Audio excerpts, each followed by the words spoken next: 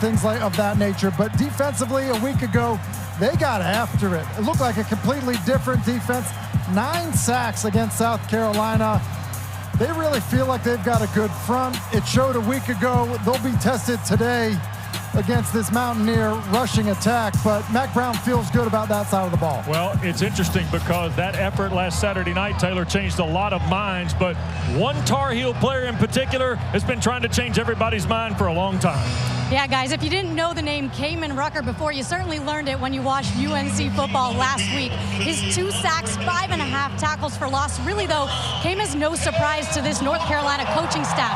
Defensive coordinator Gene Chizik says he's the kind of guy that he has to tell at practice constantly to slow down because he only has one speed, and that is full speed ahead. Undersized at 6'1.5", under-recruited coming out of high school. Chiz says Rucker is the prime example of that saying, you are what you repeatedly do. So now the question is, can this North Carolina defense repeat that dominant performance they had last week, only this week against App State quarterback Joey Aguilar, making his first career start for the Mountaineers, guys. All right, we'll get a look at Joey Aguilar and an unbelievable story, but quite frankly, Ryan Berger went down with a finger injury late in the first half. Joey Aguilar came in and was spinning it the rest of the afternoon for Appalachian, who won the toss and elected to defer. And Carolina had an honorary captain join them in midfield for the coin toss, and that is wide receiver Tez Walker, whose ineligibility appeal was denied by the NCAA on Thursday. We will talk more about Walker and his situation as the broadcast moves on. But that, Tim, is a sidebar for North Carolina, not just today, but the rest of this campaign. It is the rest of the campaign. I think the coaches believe that he was, a guy that was maybe going to be a 10-touchdown catch kind of player. And so without him, it obviously changes things. I guess the one thing is it's good to have some finality to it, know what the plan is, know if he's available or not, which he's not. But it is a big loss on the football field. So the crowd at Kenan Stadium, a sellout house, who tailgated a little bit in the rain.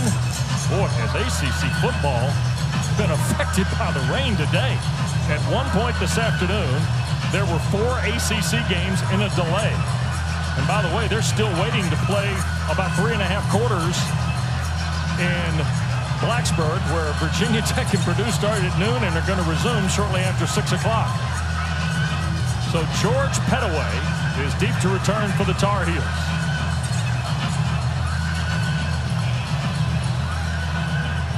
And Appalachian brings Michael Hughes to the football. He went to head coach Sean Clark's alma mater, George Washington High School in Charleston, West Virginia. Mountaineers and Tar Heels, and away we go from Kenan Stadium. And a fair catch called for, and Carolina will scrimmage from its 25-yard line. That was DJ Jones, the converted running back, who was back with Pettaway on kick return. And here is the redshirt sophomore from Myers Park High School in Charlotte, Tim Drake Maye. He's an unbelievable player, Wes. I'm excited to see him in person once again. I think he's the best quarterback in college football. I think he'll be the #1 pick in the upcoming draft. There really is not anything to dislike about his game. He's an ascending player, played well last week, not perfectly, but played well last week, and I think a pretty good challenge today against a good App State defense. Omarion Hampton will be the running back. It is our understanding that British Brooks will not play today for Carolina. He was their leading rusher last Saturday night in Charlotte. You see the shotgun formation with Maye, 3 receivers. That's Kamari Morales in motion, and right away we have a timeout called by Carolina. Prior to the delay of game, timeout, North Carolina. That's their first charge timeout, 30-second timeout. Mack Brown out to talk with one of referee Gary Patterson's colleagues. That's head linesman Brian Perry he was talking with. And look, that's a surprise. A lot of times teams will huddle on the sideline after a kickoff, even if you're not a huddle team.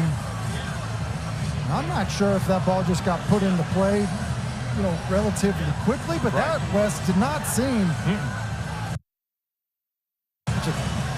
Well, when we talk about Maye now, we're talking about the reigning ACC Player of the Year, first in completion percentage a year ago, first in yardage, first in touchdowns in the league, Tim. Yeah, and first in basically doing everything exactly how you want to do it. How about arm strength? He's getting 0 blitz.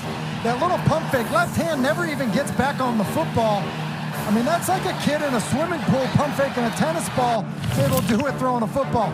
But how about just the ability and agility, move the pocket, drop the elbow down like Patrick Mahomes. He's a great player. Out of the timeout, Hampton's got 5, make it 6 on the first carry before the middle linebacker, Andrew Parker, makes the stop for Appalachian State. There's a look at the Arkansas transfer who started 10 games a year ago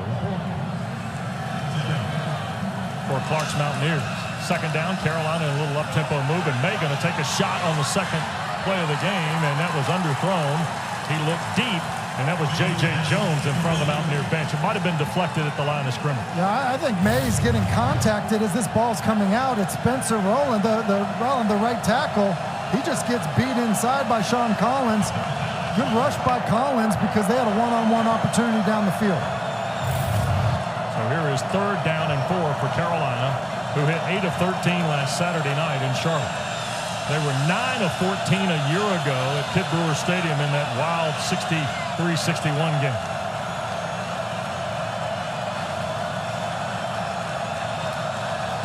Third down, pressure coming out of the backfield. The catch is made, and that's Kobe Paysor on a first down to the 39. Gain of 8, Ethan Johnson the stop for Appalachian.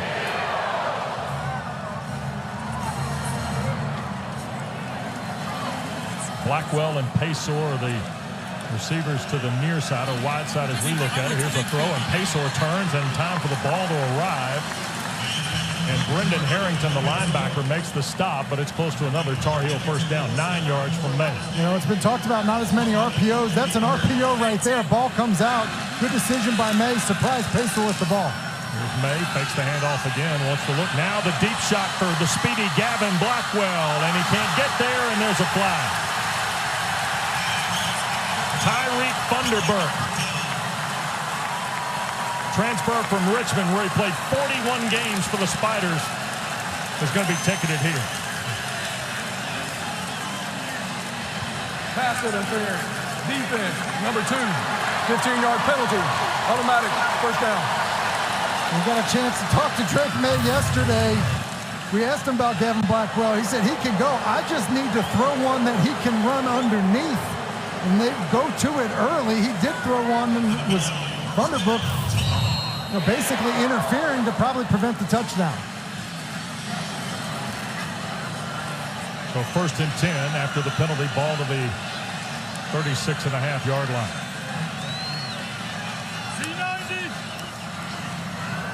Going to pull and throw. Morales can't hang on. He was 3/4, 4/5 of the way to handing the ball to Hampton, Tim, and then fired it downfield. Yeah, looking like Wake Forest offense here with how long this mesh takes. It's an RPO again, ball in the belly of the back. Look at him rip it out of Hampton's belly. Say, no, I got my tight end running down the seam. Just one Morales has to come up with. Morales, 29 catches a year ago, 3 last week in the opener in Charlotte. Maye's 2 of his first 4. Quick throw to the near side. This is Blackwell trying to spin away inside the 35. They'll measure to the 32. Nick Ross is terrific for the Mountaineers. Number 4 in the white jersey. A senior from Cal High School in Marietta, Georgia. Carolina coaches couldn't say enough about how much his game. Yeah, he's all over the place. 12 tackles last week, and an active player, fast to the football. Makes his 17th start for Appalachian State today. Here's the give and a strong run. Look at Big Hampton fire away for a first down. 220-pound sophomore Omarion Hampton. And Wes, you said it. He hit this thing downhill. Look at this coming right at you. It's a lot of power. Maybe even could have tacked on a face mask. 1st and 10. Hampton will get the call again. He'll take some white shirts with him inside the 20. Near the 18, it'll be a pickup of 4.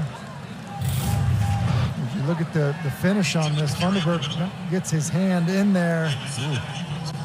Probably enough of a tug to warrant a flag, but man, you can see it with Hampton. If he gets in, if he's just able to not have you squared up, get an angle on you, he's going to run through arm tackles. Second down. 6 for Carolina. Opening drive of the ball game here at Kenan Stadium. He'll get another carry. Firing through was the safety, Jordan Favors. He got a piece of Hampton, and then Santana Hopper finally made the play for the Mountaineers. 10th play of the drive will be 3rd and 5. And to me, the two guys on third down are Paysor and Nesbitt. Two guys that are the point in the middle of the inside player on the bunch. Elijah Green's coming to the ball game. Carolina's hit their first 2 third downs. Made a throw. Back across the middle. Caught. Paysor, I believe, in traffic. Going to be close to the first down. We'll see. Oh, no, it's J.J. Jones. 5, not 8. On the grab for the Tar Heels. And here comes John Copenhaver and Omarion Hampton back into the lineup for Mac Brown. Copenhaver, tight end, that's an excellent blocker. And Maye's going to be split out wide to the left here on the Wildcat backfield. So Hampton, that's Nesbitt, the tight end, flexing back toward the formation. Hampton will keep, drive it. Did Appalachian make the stop? I think the Mountaineers did. Brendan Harrington looped around, and Sean Clark's team gets an early stop of Carolina here in Chapel Hill. Yeah, and they should be excited about it. But with the way Carolina was running the football with the big, powerful backs, that is a huge stop when you think the Tar Heels had something going on that initial drive. Timeout at Kenan Stadium. Carolina threatens, but the Mountaineers shut the door and get the rock next.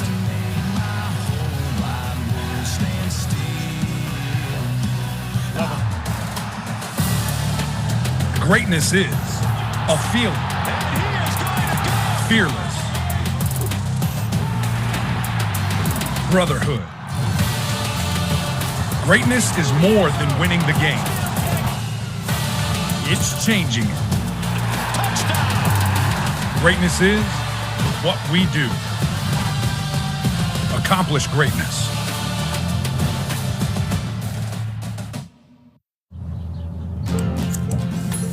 Here's a wild idea. Make today epic. Go on, dig in, and you'll see. It's wild what you and a real Kodiak breakfast can do.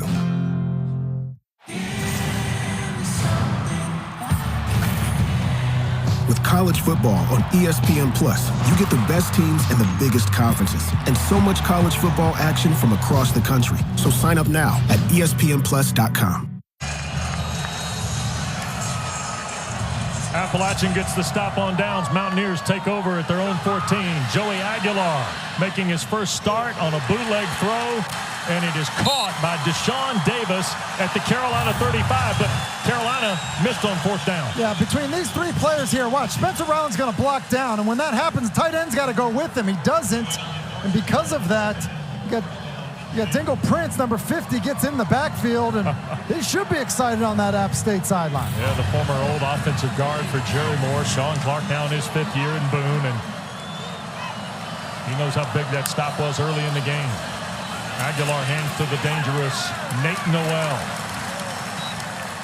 Stopped at the 37, gain of 2. Joey Aguilar is one of those guys, Tim, you hear about, and you kind of say, okay, when's he get his chance? Well, he got his chance last week. Got his chance last week, and they felt like it was a good quarterback competition coming out of camp, but thought that Ryan Berger won the job in the last scrimmage. But last week, he played outstanding in relief, and honestly, he's off to a good start with that throw he had on 1st down. Yeah, he's hit his first pass for 21 yards. 2nd down and 8 after the 2-yard run. There's a slant and a catch and in, and that's Davis one more time. Dashaun Davis had 6 catches, 72 yards, and a touchdown last year against the Heels in Boone. Giovanni Biggers the tackle at the 49 there, and Aguilar's 2 for 2. And how about this? An in-breaking route. Just go ahead and put it right into the chest of your wide receiver. That is perfect by Joey Aguilar. Appalachian goes to the boundary, 3 to the field here on 1st and 10.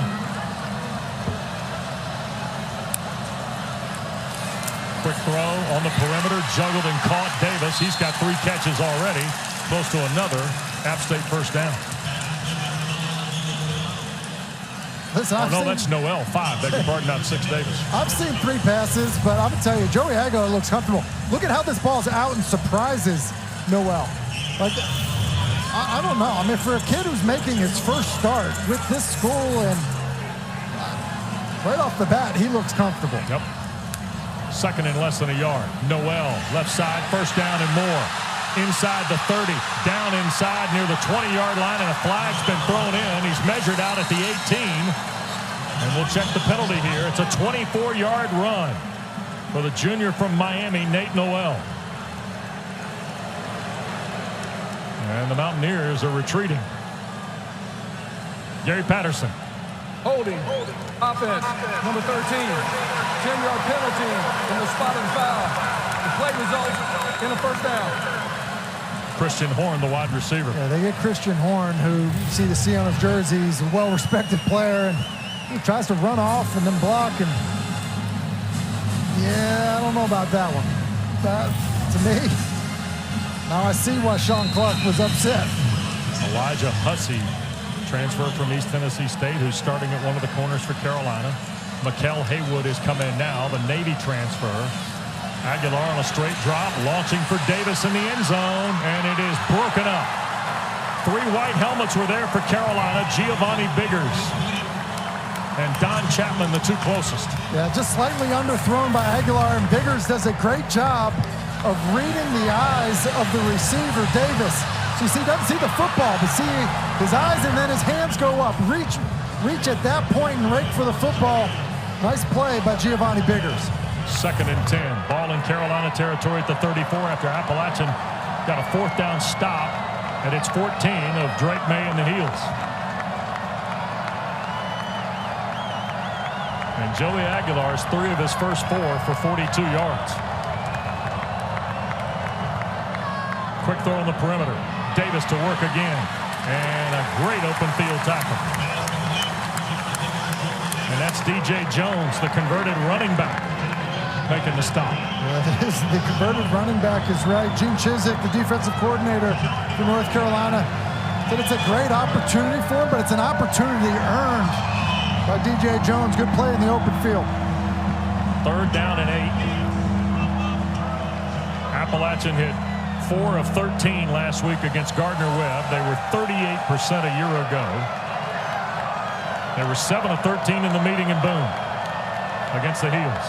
Haywood, left side, and he will be stopped at the 29-yard line.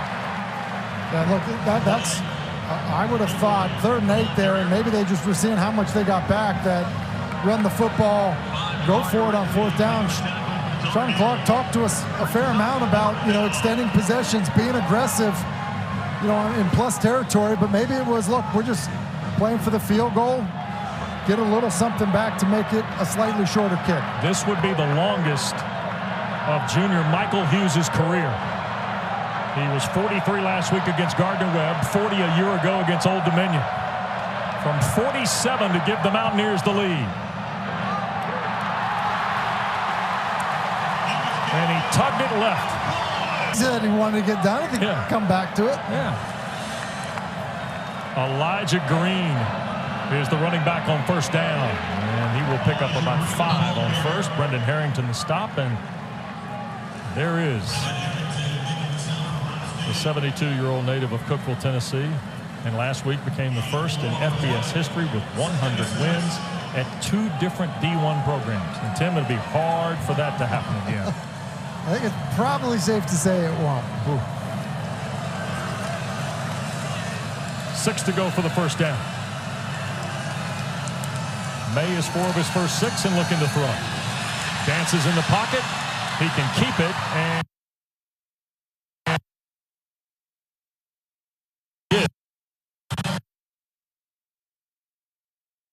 Maye's game that people aren't going to really expect, especially at his size, but his elusiveness and athleticism, especially once he gets rolling, is pretty impressive. They put it to the 40. Here's a throw to the perimeter, and I think that's the first catch or second catch of the day for Kobe Pacer.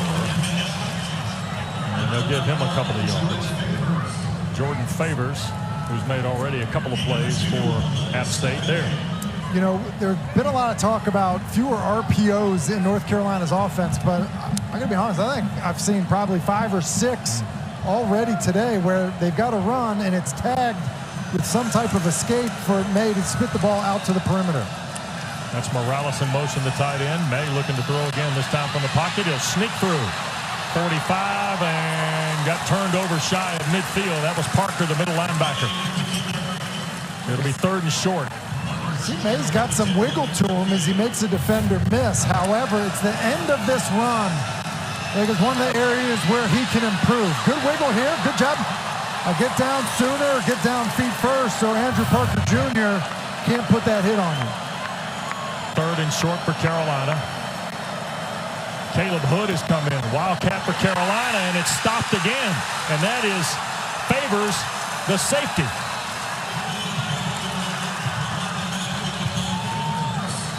Listen, that's a great adjustment by Jordan Favors. It's an unbalanced look by North Carolina offensively. And so Favors, he's just going to come. He just chases it down from behind. You get into an unbalanced look, you have a short edge because it's just guard and then tight end. It's good awareness.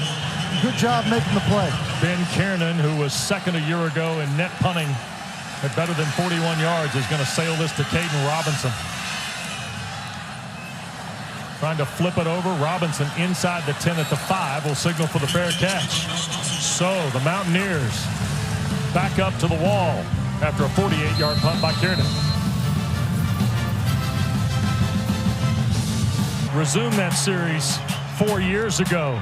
Demetrius Taylor here got the big kahuna, the sack, the fumble, the recovery, the touchdown. Darrington Evans, who would go on to the National Football League, 3 rushing scores.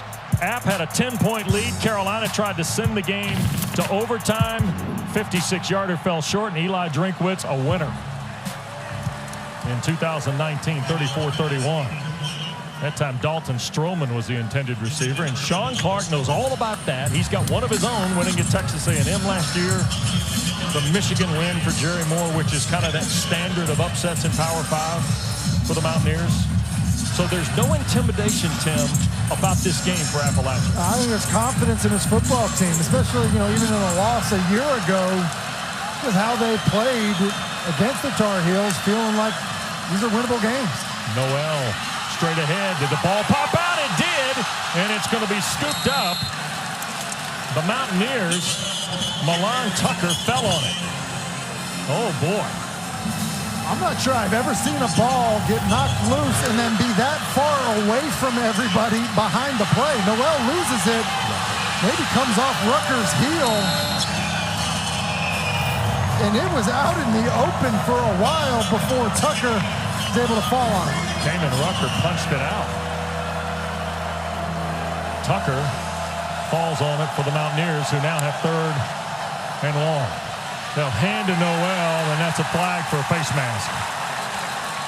And I think it's on Cedric Gray, the linebacker. Double check with Gary Patterson here.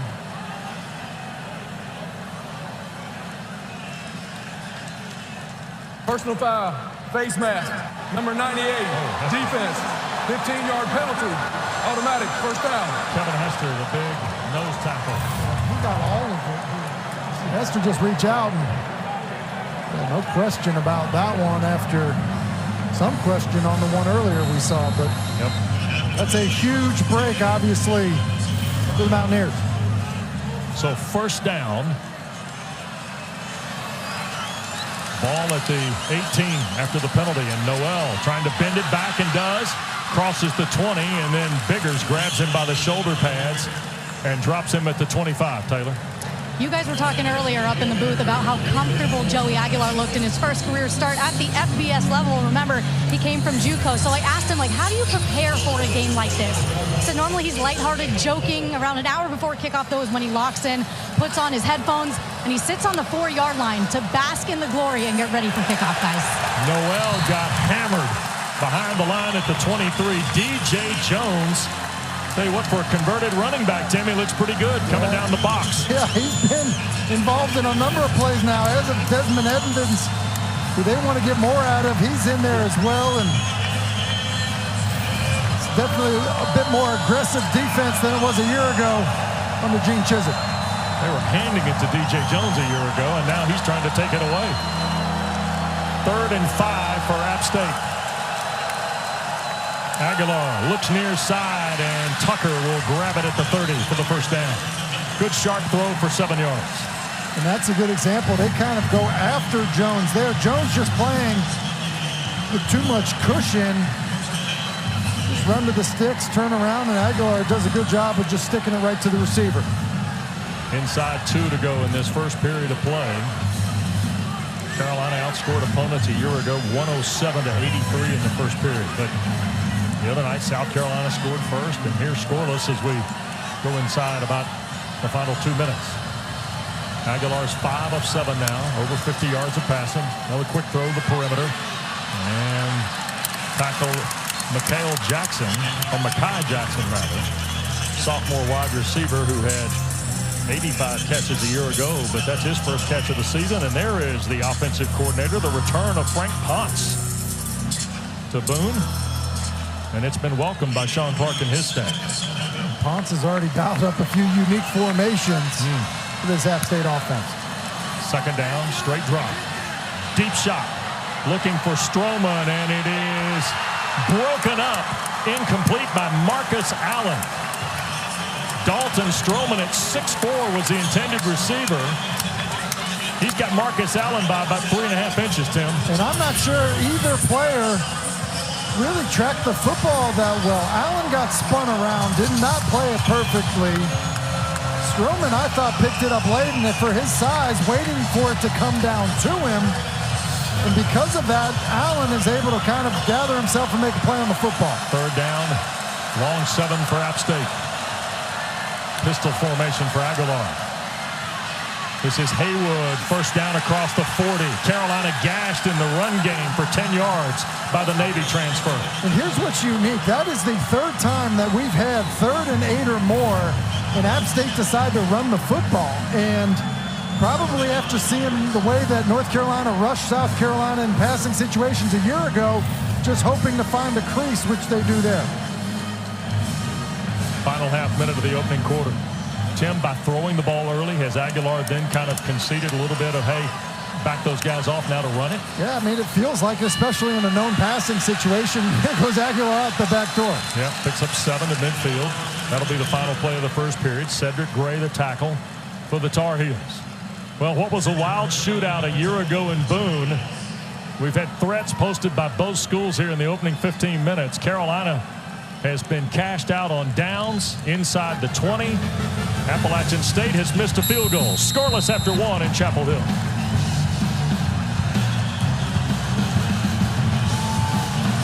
And now, here is Joey Aguilar with Nate Noel in the backfield, and number 5 in white gets it on first down for, or second down rather, for a couple of yards. It'll be 3rd and about 2. Bo Atkinson, who I thought was very good last week for the Tar Heels, makes a stop. Lots to like about Sean Clark, Tim. Lots to like about him. I feel like he's kind of the perfect fit for this team. The grit, kind of just the toughness that he wants in his program. I think he kind of exemplifies it. 11th play of the drive. Aguilar on a play fake, rolling right, wants to load it down the field for Jackson, and broken up. Elijah Huzzy,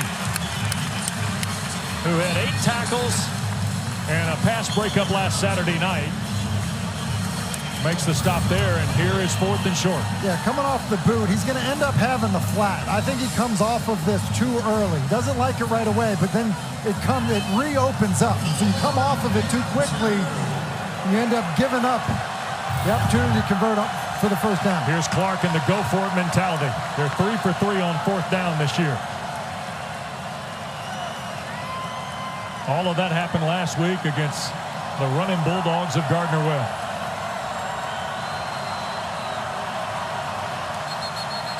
And whistle blows, and what do we have here? Timeout?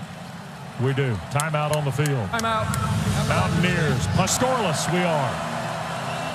Early in period 2 at Kenan Stadium with Tim Hasselback, Taylor Tannenbaum, Wes Durham. Great to have you with us on ACC Network.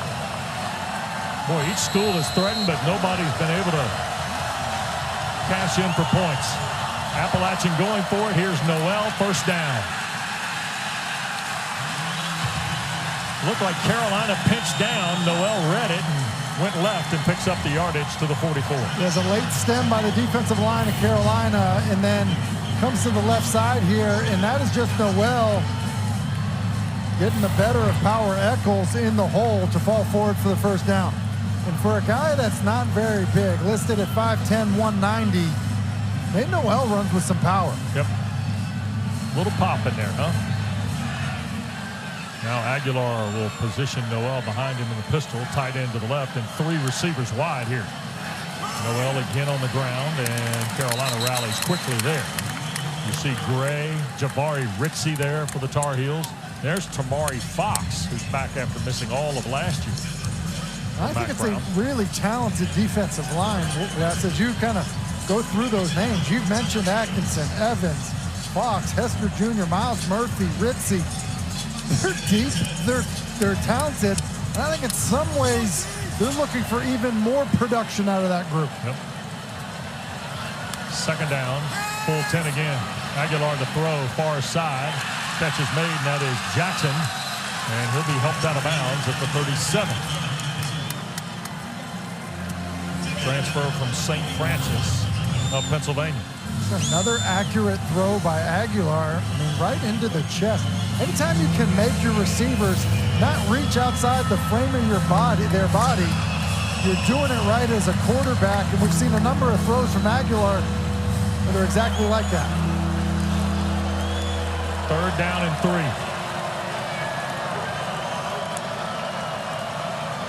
Aguilar going to run the pocket to the right, keep it, and Gray knocks him down, but he got the first down to the 32. And that's basically triple option football. We're going to the academies here. So it's dive, don't like it, quarterback keep. The pitch is 87, the tight end, Wilson going into the flat, and it's a good decision initially to run for it. And might have been a better decision to try to avoid some of that contact from Cedric Gray. 16th play of the drive, though. First and 10 at Carolina's 32.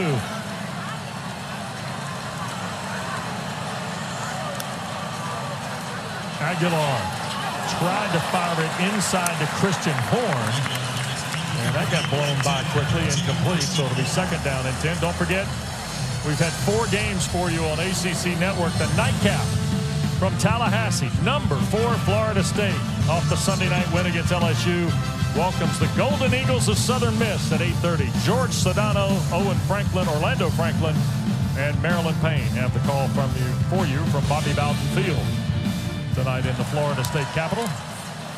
Here's Noel on second and 10. He will pick up 3. Clark probably thinking 4-down territory. Looked like he just told whoever we're going to go, right? Now, he was on third down, but you know how coaches are, right? They're playing ahead. Yep. Mikel Haywood is the running back with Aguilar. Haven't seen the tight end much into the pass game yet. Here's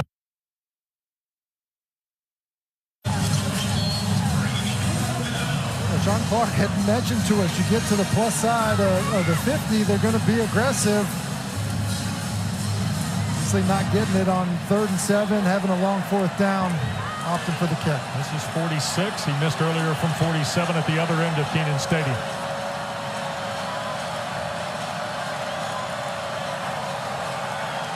Snap down, kick is away, and the Mountaineers lead 3-0. Center cut from Michael Hughes. Tonight, it's going to be a storyline for the remainder of this campaign, Tim. Yeah, and then the shame of it for me is all kinds of accommodations were made because of the cancellation of football. COVID disrupted everything. I mean, people temporarily played in different conferences. Right. People just stopped playing football altogether. And other people, the year didn't count. And so the fact that he goes to North Carolina Central, they don't have football, and then that counts as a transfer out of there is absurd. Hampton wide open running. 30, 25, 20, 10, 5, touchdown Carolina.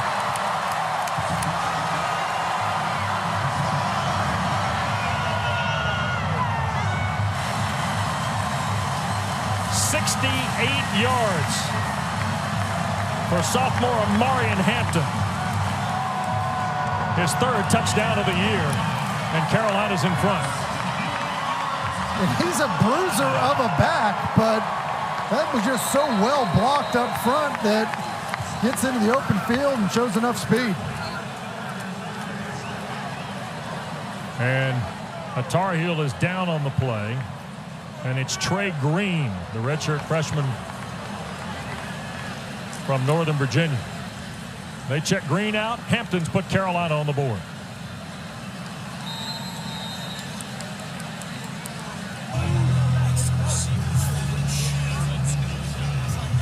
Kudos all around for Omarion Hampton, who went 68 yards to put Carolina in front, and Ryan Coe has had to wait here a moment for Trey Green to be helped on the field before he tries the point after for the Tar Heels. Kiernan will hold. And Spencer Triplett handles the snap on the extra point for the Tar Heels.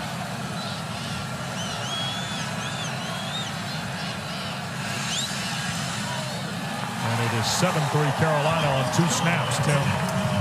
Yeah, and 2 snaps, and one of them an unbalanced look that really kind of confused the Mountaineers a little bit. You see the tight end and all receivers down to the bottom, ready to screen. And then up top, it's just a 3-man side in between Corey Gaynor, Willie Lampkin, Daryl Pounds. They just do a nice job of just bodying everybody up, and I don't think Hampton was ever touched, and he certainly shows enough speed to get into the end zone. If you didn't know how fast he was, you know now. That's a big boy running fast. And Tez Walker, who we were talking about a moment ago, loves it. Carolina's in front. 7-3 for the Tar Heels. Milan Tucker, very dangerous kickoff return man for Appalachian, is deep to the far side. And Coe will kick it away. Carolina had 64 yards of offense in the first quarter. They got 68 on one swing with Hampton. And without British Brooks, he kind of had to answer the bell a little bit here tonight. Boy, has he.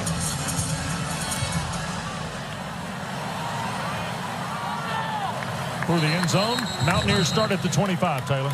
It was really good to see Tez Walker over there smiling, dapping up his teammate Omarion Hampton after that. But there has been an outpouring of support really on social media and from his teammates. They have not minced their words, including Kamen Rucker, who sent out a tweet saying they, as in the NCAA, say they're for the student athletes and protect and advocate for mental health of student athletes. However, denying my boy Devontae Walker eligibility just showed they're about the process over the people.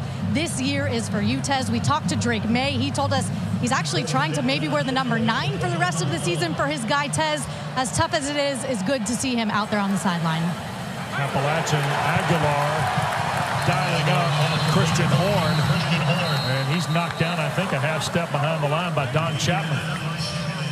Well, you saw Pat McAfee, Jay Billis weighed in with a long statement on Instagram that has caught the eye of a lot of people in the media game. And Tim, as you said a moment ago, the inconsistency here is the frustrating part for Carolina and for a lot of people who support college athletics in what was a very difficult time in our country, let alone for these student athletes. It's that part of it that really bothers me. Here's Aguilar keeping it from the pocket, almost got tripped up, keeps his feet, and he'll have the Appalachian first down. Out to the 37, terrific play. Joey Aguilar for 13 and a first down. Just to kind of put a bow on it, I mean, that's the part for me, Wes, is like, I think if you just say, hey, this is how the rule is, this is what we're doing, it's a second-time transfer. When he went to North Carolina Central, they did not play football in the fall or the spring at all. And so, like, we've granted extra years of eligibility to players because they lost season. That happened to Tez Walker. Aguilar's ball, that time Will Hardy in the lineup for Carolina. Got a hand in the throw lane there on a ball for Davis. By the way, the NCAA has already cited before the appeal and reiterated it in the last 24 hours that this is in response to the focus on two-time transfers that was at the request and suggestion of coaches. So that's where they're going to land on this. And we move on with college football. Second down, left side. And boy, Hayward tried to pick up an extra yard or two, but Power Eccles and Tavon Holloway were there on the stop for Carolina. Field for the youngster Walker. By the way, the other young folks that were involved in that kind of situation early August also were all denied their eligibility. 3 of 6 is Appalachian on third down. Aguilar is 8 of 15 for 60 yards. Looking right, pumps, now being pursued. Eccles gives chase and will get him on the ground, but a flag is thrown from deep in the secondary. And it is a hold, is the preliminary call from the back judge. App State lined up in a bunch, man coverage. A lot of times you try to run through some of the traffic. Holding. Defense, number 20. 10-yard penalty from the end of the run. Automatic first down. It's Tavon Holloway. Yeah, and that's Holloway, who had a tough week last week. Here he is 20. You see the bunch there, and you see the man coverage. And so now you've got to run through traffic, expecting an outside break, and he just reaches out and grabs Caden Robinson, and that's the right call by the officials. Yep. Robinson, who's without a catch in the ball game, had 4 last week to tie Horn for lead in the Mountaineer Corps. First and 10 now in Carolina territory at the 44. Aguilar on a play fake. To his right, loops downfield and a diving catch. Dashaun Davis at the Carolina 10-yard line. Terrific catch and a really good throw, it looked like, from Joey Aguilar. Yeah, really good throw. And what I like is the confidence in throwing. He actually had some room to take off and run. As he escapes outside the pocket there, there's real estate. He likes what he sees downfield. Good throw on the move. 34-yard strike to Davis. First and goal for App State. This drive's been a pretty good response so far after that big, long Hampton run. Haywood trying to sweep to the right. And pushed out, I believe, around the 5 by Cedric Gray. Mikael Haywood from over in Wake Forest, North Carolina. 20 games at the Naval Academy, over 1,300 all-purpose yards and 3 touchdowns. But when the coaching change was made up there, Ken Niumatalolo let go after a long tenure. He decided to hop in the portal and come to Appalachian State. And he's a nice answer to Noel in their run game. Yeah, I mean, you need to have more than one back. These colleges, they go so fast, play so quickly, so many snaps. It's nice to have a complimentary back. Carolina has not allowed a touchdown in the last 62 game minutes. Aguilar to the end zone and incomplete for the tight end Gibbs. Miller Gibbs looked like he was running out of room on the back line. And I think he was more concerned about the back line than catching the football. Wrong way to think about it, but a good job of Aguilar kind of finding a throwing lane, dropping his elbow down, and it's a pretty good throw down in the red area where the windows get tighter and smaller. Good throw to Gibbs that he probably wishes he was able to pull in. So both tight ends, Gibbs and Wilson, in the formation here for App State. Aguilar to his right, he'll dump it, and Eli Wilson will give App State the lead.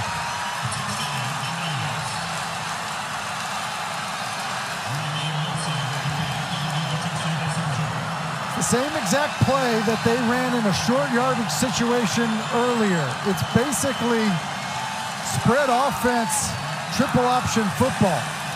You got the dive, which is the inside zone run, and then you're basically reading the overhang. Quarterback can keep it, or the pitch man is the tight end running into the flat. Executed perfectly by App State. 9 plays in less than 3.5 minutes.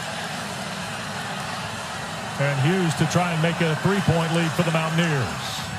And does. Joey Aguilar tosses another touchdown pass, his 5th of the year already for Sean Clark. Dashaun Davis, a big catch to set up the App State scoring opportunity, and Eli Wilson puts them in front.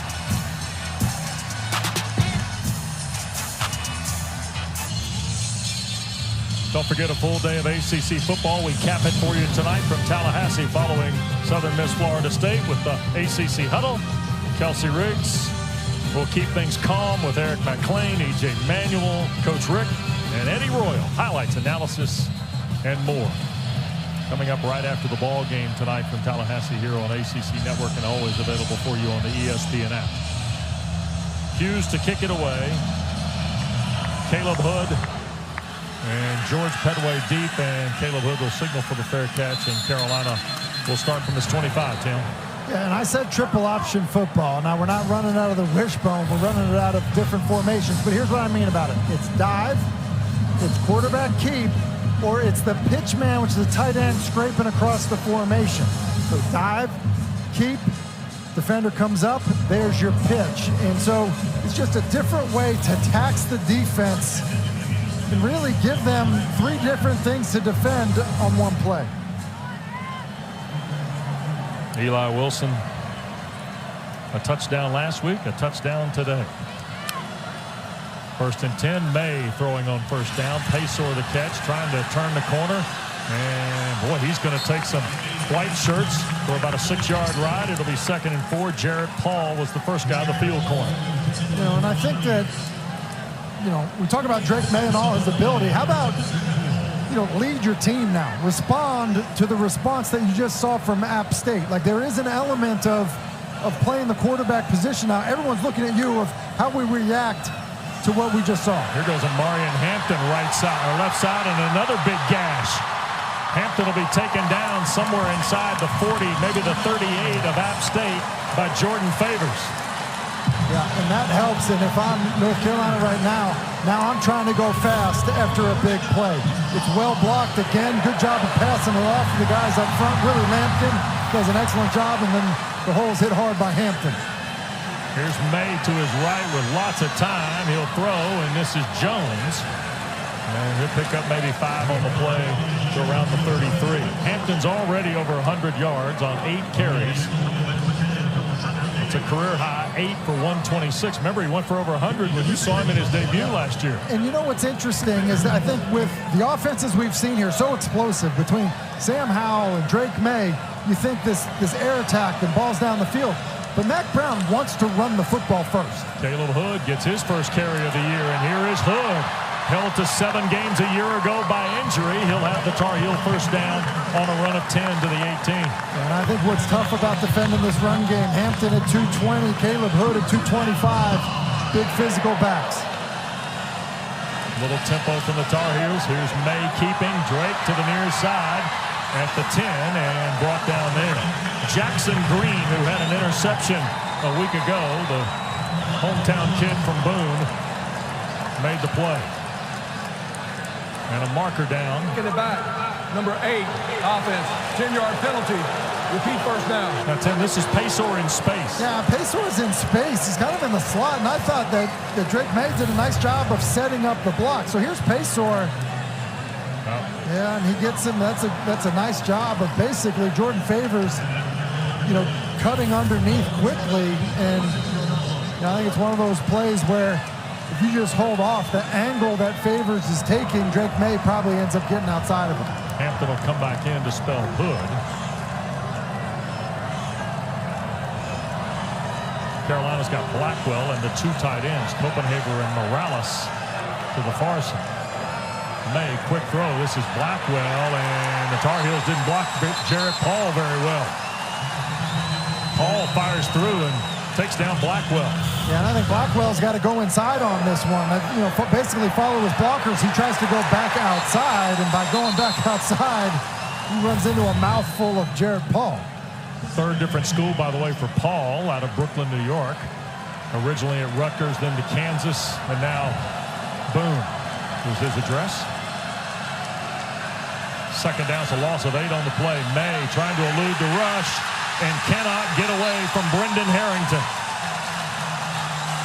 Injured and lost for the year a season ago against Carolina.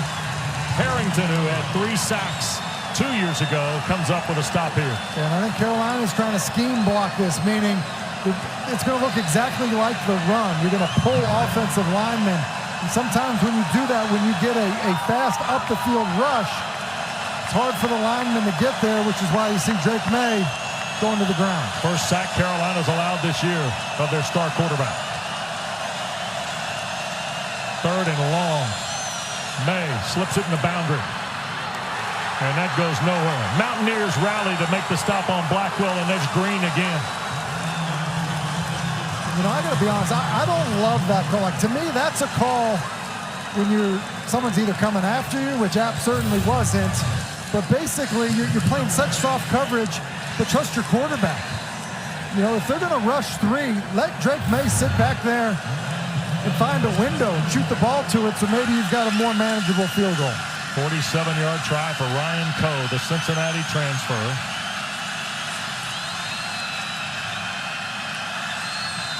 Coe's kick is away, and we are tied. He had a 52-yarder as a Bearcat. Started his college career with Delaware. He banged one in from 54 for the old Blue Hens back in the day. He is tied this ball game at 10, just ahead of 3 minutes to play. A reminder coming up, we'll go to Tallahassee.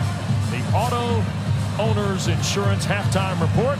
Kelsey Riggs will be there, and Mike Norvell on the set ahead of the game tonight against the Southern Miss Eagles. Tim? I mean, first off, it's a great job, like, being on set. I mean, 2 weeks in a row, we're getting head coaches on set. Well done. Yeah. And listen, I've been impressed with the job Mike Norvell has done at Florida State. I think Jordan Travis, the best thing about him is he's an outstanding decision maker. And I think that's the first thing that I would say to describe him. And then on top of that, obviously plenty of ability as a passer and as a runner.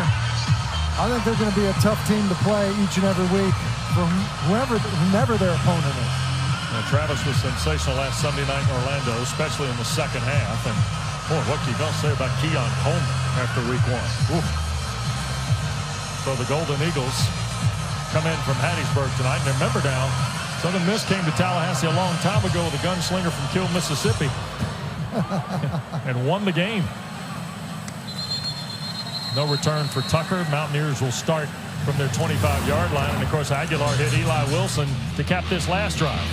Yeah, I was impressed with Aguilar on that last drive. Been impressed with him all night, but good scramble, pick up the first down, then on the climb in the pocket, shooting the football down the field.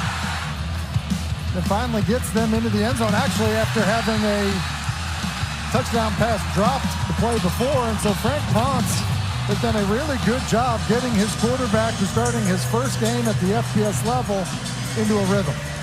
Frank Ponce cited his relationship with a quarterback's coach from Los Angeles by the name of Danny Hernandez, and helping him discover the tools and talent of Joey Aguilar. Here is Noel, and Gray will help him out of bounds after a gain of 2. That's the funny part about this. Frank Ponce was the QB coach with Josh Gaddis and Mario Cristobal at Miami last year. And then in, I guess, late November, early December, he's on the phone with Danny Hernandez. So Aguilar comes into the files, if you will, of coaches, right? At least in this part of the country. And then Frank Ponce returns to Boone as the OC after Kevin Barbay went to Mississippi State with Zach Arnett. And the next thing you know, Joey Aguilar's in school for the spring semester, and he's trying to make a play after being at Diablo Valley Community College. The moral of the story is, if you're a player or recruit, be polite, don't burn any bridges, because you wait a season, it might be your play caller, it might be the guy deciding whether or not you're the starter. Yep. I think they're excited to have Joey Aguilar at App State, and been impressed with how he's played so far. Desmond Evans forced the incomplete pass there, so it's 3rd and 8 now for Aguilar and the Mountaineers. 2-by-2 look here. Carolina brings 4. Aguilar shoots it to Tucker and a first down at the 36. You know, it's the anticipation that's jumping out to me for Joey Aguilar. I mean, that and the accuracy. Watch, this ball's on right away, on Tucker right away. As soon as he turns around, it's right in the middle of that 0. And for a guy that, you know, is new to the program, making his first start, he looks really comfortable. First down, here's Noel skipping to the left, and he'll have a first down, knocked out at midfield into Carolina territory on a 15-yard run. Tar Heel 49. And Sean Clark and the Mountaineers now maybe have a chance to double up. Remember, they get the kick to start the second half. And we're tied here late in this first half. Certainly a believer in that middle eight. That's why they deferred the initial coin toss. And Miller Gibbs with an excellent block on that last run by Nate Noel. The guys up front doing some pretty good work for the Mountaineers. Mountaineers over 100 yards of rushing now in this first half. Haywood has come in to fill that spot right up the middle. And he's going to pick up right at 5 to the 44. Each school's got a couple of timeouts as we work to the final 90 seconds of this first half.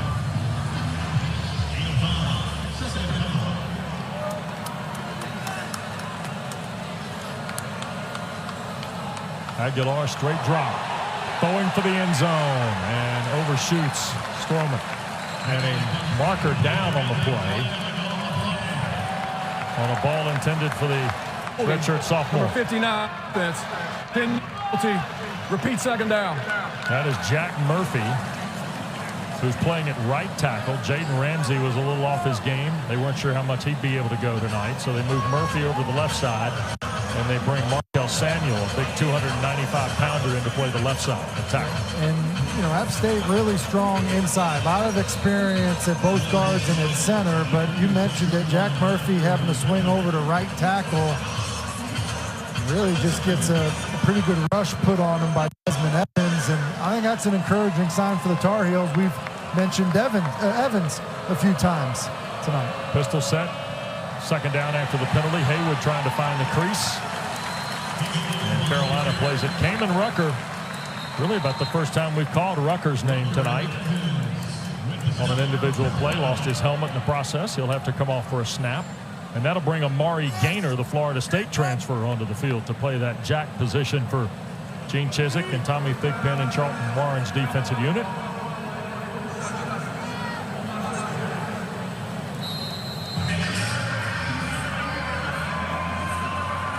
So there's a reset of the play clock.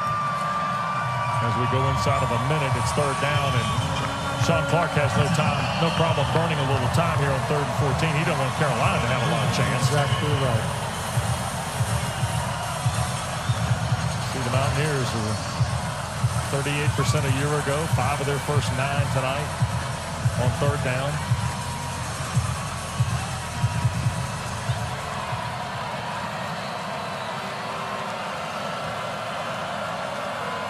They're going to run it with Haywood.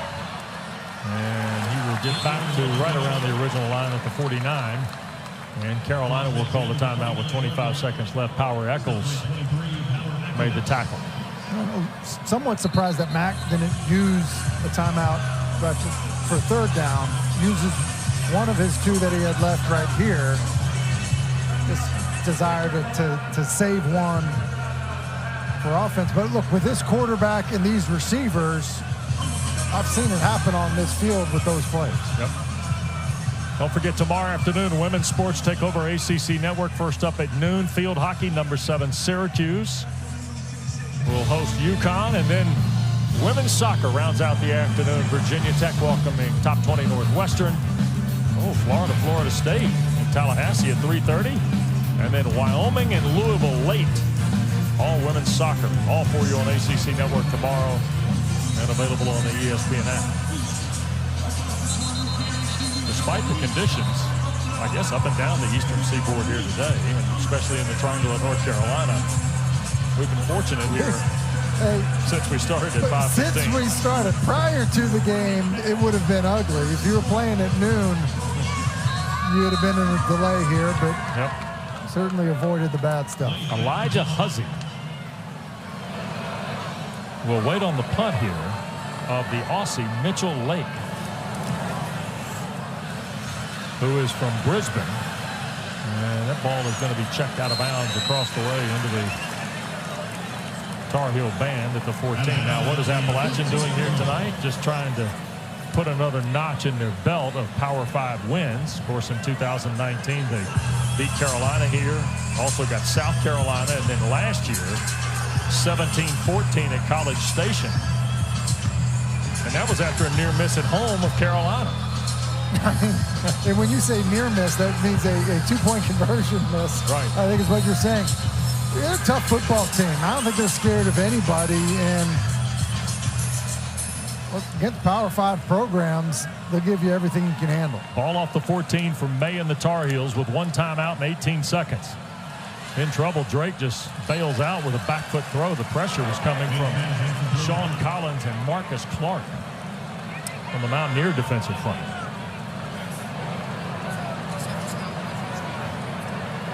So now with 14 seconds left, Carolina signals in. Remember Phil Longo, who was here last year as the offensive coordinator, had the sweatbands and everything. He did all the signals. Now they brought in guys wearing neon shirts on their bench area. Here's Maye on a keeper as the clock winds down. Drake's going to step out with 8 seconds left. It'll be 3rd down. Yeah, it wouldn't surprise me to actually see this ball get kept on the ground at this stage of the game.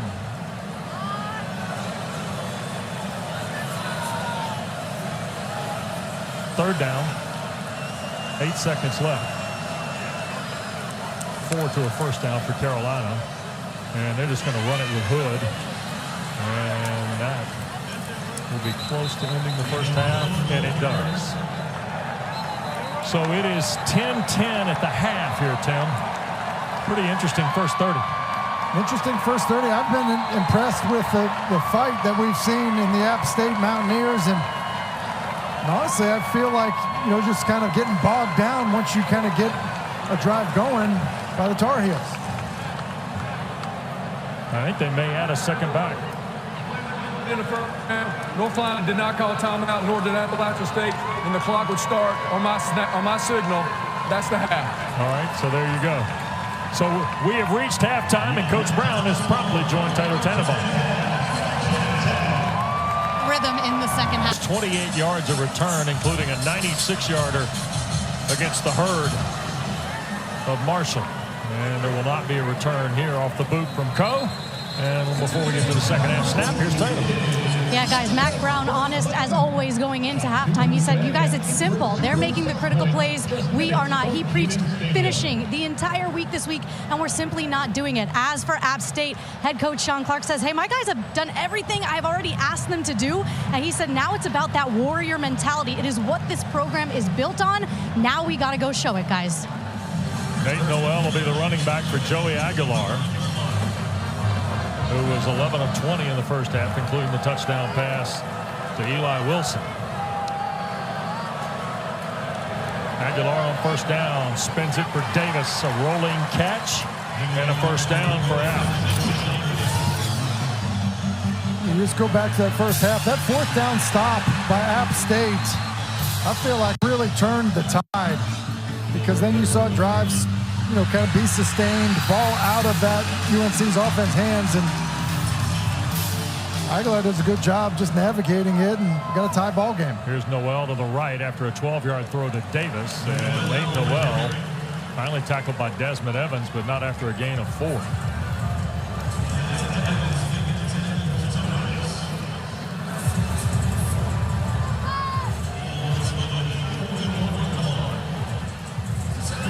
South Carolina last week sacked 9 times. Carolina has yet to reach Joey Aguilar.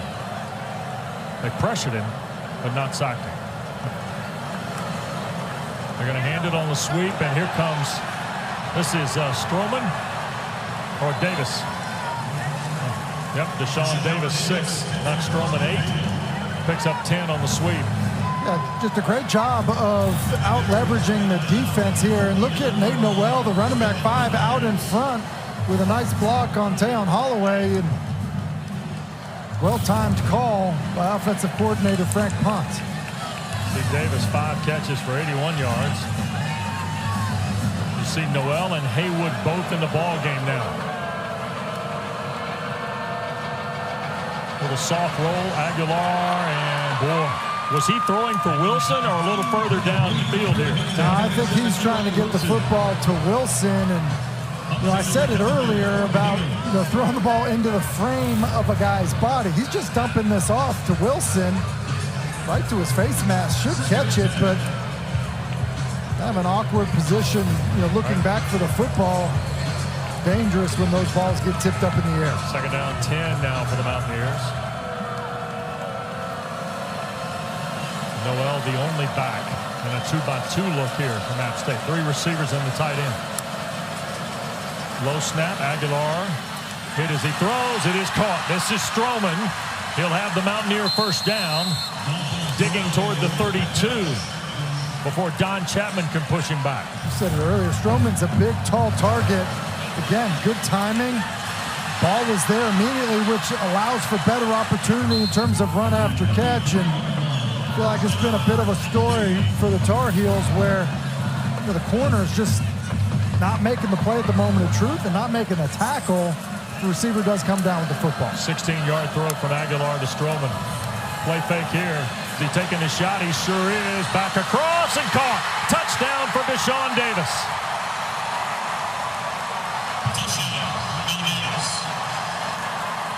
It's another great call by Frank Ponce, running a deep over. And as soon as Aguilar came off of his play fake, he knew it because the ball came out quickly. An excellent throw with air. Let Davis just run underneath it. Career high, 6 catches, 114 for Dashaun Davis. This is 33 yards and the touchdown. 75 yards in 6 plays in 2:17. And that 8-minute window pays dividends for Sean Clark. Point is good. It's 17-10. Basically see what happened. They're just going to run a deep over, and they're running this. And coming off of the play fake, he sees it right away. Ball's out now. It's just an excellent throw. It's a great response, great opening drive by the Mountaineers. Back in front thanks to Joey Aguilar. 33 yards to Dashaun Davis. Oh, yeah. Everybody who's come down the mountain is happy. Short kick this time. And Caleb Hood, fair catch at the 14. Carolina will scrimmage from its 25. Taylor. I talked to App State star safety Nick Ross, and I asked him, which wide receiver do you feel like on your team is going to have a season? He didn't hesitate. He said Dashaun Davis because it's overdue. Going up against him in practice every single day, he said, it's the best look I've gotten in my whole 5 years of playing. I feel like this is the year for him. In my opinion, strong words, guys, he's the best slot receiver in the Sun Belt. Ooh. Well, 6 catches, 72 yards a year ago in the ball game at Kid Brewer Stadium for the Mountaineers against the Tar Heels. He's gone 6 for 114 and another touchdown here tonight. And now Omarion Hampton in the pistol with Drake Maye. Bootleg by Maye. Sidearm throw is short for J.J. Jones, incomplete. Brendan Harrington was peeling off the edge for Sean Clark's team. And I feel like this is an important drive for Carolina. Just how do you respond to this? To open the second half, kind of get punched the way they just got punched. And you can see the concern on Mac Brown's face. He talked about seeing teams when he was in TV that didn't seem up for the game. You only get so many opportunities, and Carolina feeling a little flat right now. Hampton just grinding, will get 5, maybe 6 or 7 out toward the 32. Andrew Parker, the linebacker, makes the stop. And it'll be about 3.5 to a first down for Carolina.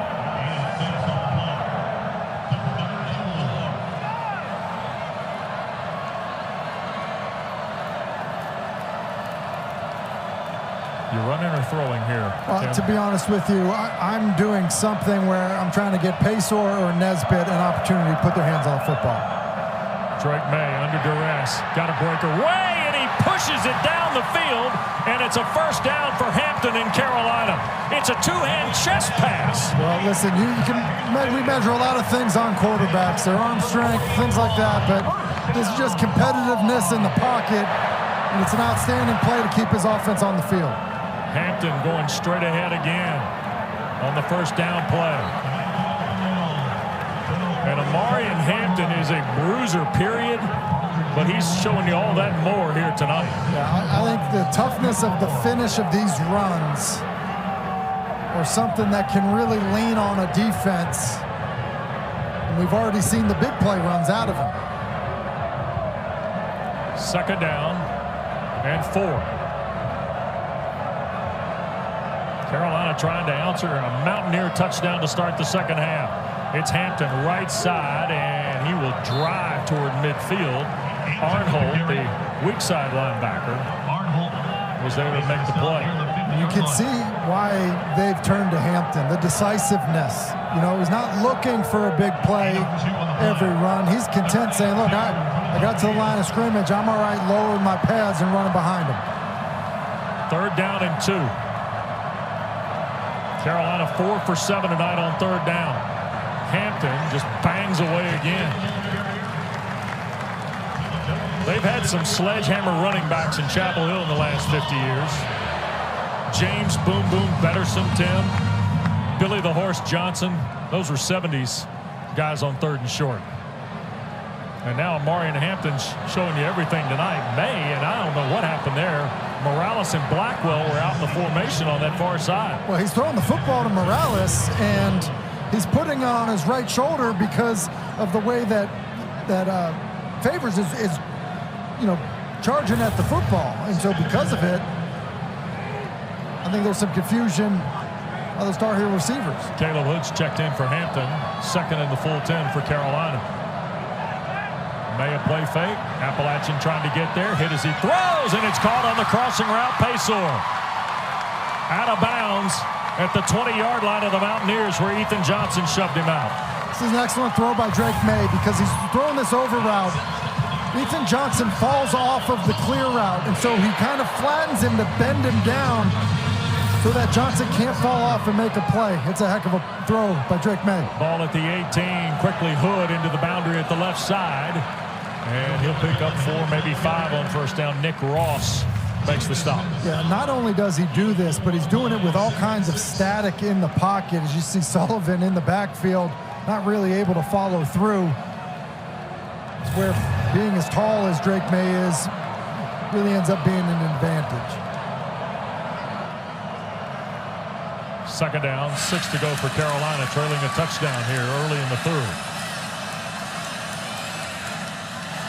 Maye in the near flat. Here is Nesbitt, and he will be slung around and out of bounds by Andrew Parker Jr. First catch for Bryson Nesbitt, 6'5 and a half, 235-pound junior from Charlotte. You mentioned first catch. I feel like he is a guy they need to involve more in the passing game. 1st and goal for Carolina, and Caleb Hood scores standing.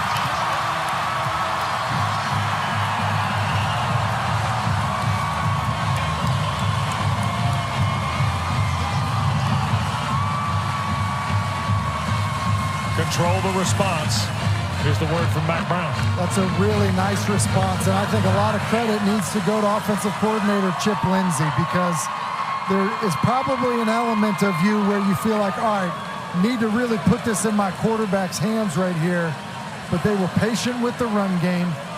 Hampton came out and ran physical, and then Hood did the same exact thing to finish it off.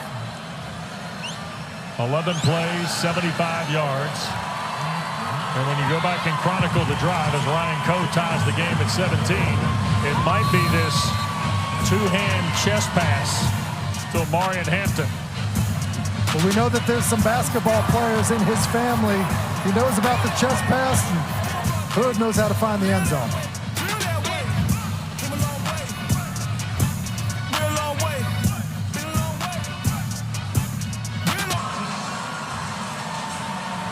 Well, you see the difference in the first 30 minutes and the first drive of the second half from a statistical point. But, Tim, it's the playmaking, it's the presence, it's all the little intangible things here. Yeah, Wes, I think you're exactly right. Presence, to me, you say that word and it jumps out. It's 3rd down, feels like a gotta-have-it situation. First drive of the second half, and you get through your progression, have all kinds of static in the pocket, just be able to find a way to get the ball to your check down to pick up the first down, which leads to some big plays before the score. Yep. Coe to kick it away. Tucker will wait. And he's going to bring it off the goal line here.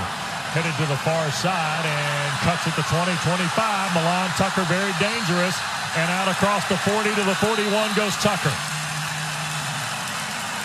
He had a 48-yarder last week against Gardner-Webb. I told you he averaged 28 yards a year ago. That's a huge return. Talk about responding. I've seen so many of these kickoffs fair caught. I don't think there was any doubt in Tucker's mind that he wanted to get one and take a crack at it. So that one to the 41-yard line. Best starting spot for the Mountaineers today. Haywood, the running back, with Aguilar, who has been terrific. 14 of 24 for 169 and 2 touchdowns in his first start. Throw to the flat on the right side, and the catch made by Horn. And it was Marcus Allen, who's starting over there tonight for Carolina, that makes the play. I feel like App just, I get the sense that they don't really feel like Carolina's come up with an answer just yet. And I also feel like they're starting to gain some confidence going after these corners for the Tar Heels. Up for the first down. Carolina manning up here. Here's the sweep. Tucker trying to get to the perimeter, and Power Eccles is going to pull him down. It'll be a loss of 2 back on the other side of the midfield stripe. Graves made the tackle. 33, not 23. So second down coming up. Don't forget, game 4 is tonight from Tallahassee. Number 4 Florida State and Southern Miss. Kickoff scheduled for 8:30 at Bobby Bowden Field tonight on ACC Network. Aguilar pressured and throws it incomplete up the seam. Tucker was the guy I think he wanted to get it to. And it was Javari Ritchie who got back there with Bo Atkinson to take Aguilar to the ground. He was trying to get it to Tucker and probably had a shot to get Tucker, but look at the way this pocket just absolutely collapses. That's a good job by the defensive front for Carolina, just squeezing that pocket so it was hard for Aguilar to get the ball downfield. Gary Patterson and his group are huddling here. And I'm not quite sure. Appalachian's 5 for 10 on third down. Here's referee Patterson. I think they were talking about grounding. There's no foul for intentional grounding. I just don't think he was able to get enough on the football. I mean, he's throwing the football down the middle of the field from the pocket, obviously. And because of the way the pocket just collapsed, he wasn't able to get enough on it and was contacted. Definitely did not see that as grounding. I think the officials talking it through make the right call. Mac Brown handing line judge Alex Amaya the what for at the Tar Heel bench. Aguilar again from the pocket, right side throw, caught, first down, maybe, yes, spinning away is Caden Robinson, and down to the Carolina 30-yard line. And if I'm Frank Ponce, I'm feeling really encouraged about these matchups because once again, it's just a simple curl route, win on the route, and then break the tackle. I mean, the problem for the Carolina defense right now is the corners, when they allow a catch, they're not even there to get the guy to the ground. Yep. So now first and 10, Tar Heel 31. South Carolina, who threw for 353 yards last week. And now Appalachian starting to find some success. The Mountaineers have thrown for just less than 200. Here's Haywood. There's a flag down, and he cannot get away from Atkinson and Gray. And it's an illegal shift on Appalachian.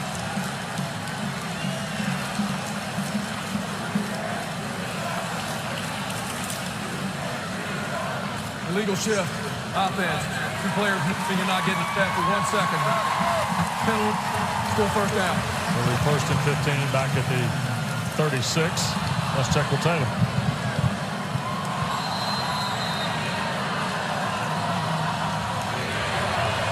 So first down again for the Mountaineers. 8 different receivers tonight for Joey Aguilar. And what that tells you is, look, you're not just pick and stick. You're throwing the football where the defense is telling you to throw it. Noel's coming again. Play fake by Aguilar. Rolls to his right. Gray gives chase. Intercepted. Don Chapman has come up with the pick for Carolina.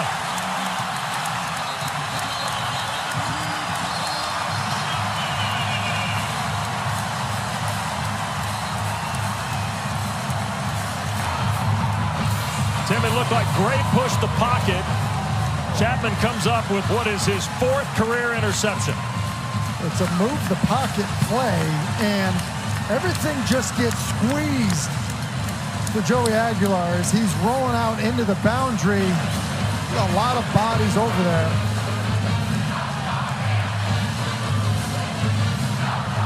Flag on the play here.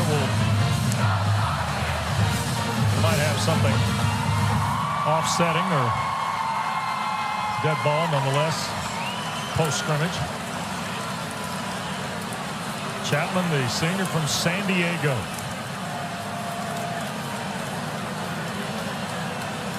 After the play, they were fouled up. Team, dead ball, personal foul, unnecessary roughness on the offense.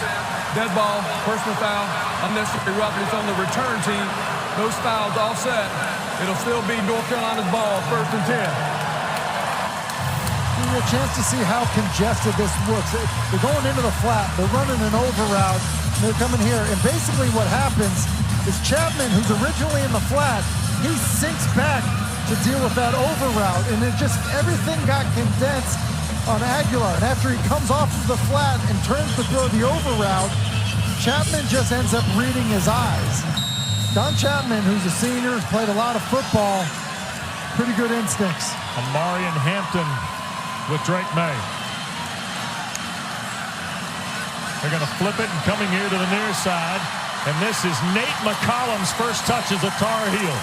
The transfer from Georgia Tech picks up 7, maybe 8 yards on the fly sweep. McCollum, that slot receiver type, he's got a great feel for it. Not quite Josh Downs, but I think a similar type player. 2nd and short. Hampton will get the first down. Clutches the football tight as Sean Collins hits him from behind.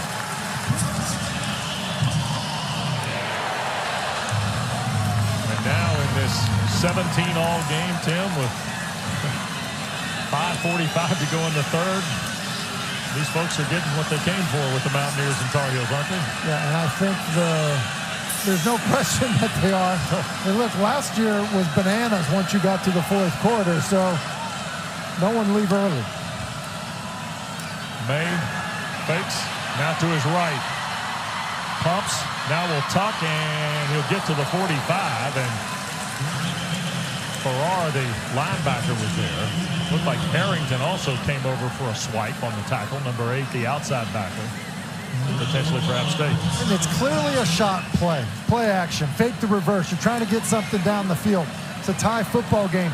Like, these are the types of decisions that big-time quarterbacks make. It's not there. Just because he called it doesn't mean you have to throw it. It's a good decision just to eat the football, end up picking up a few yards. Nesbitt in motion. They'll give it to Hampton. Rides a Nesbitt block left side. He gets flipped over, but it'll be just enough for the first down. Sullivan is the guy who got Omarion Hampton airborne.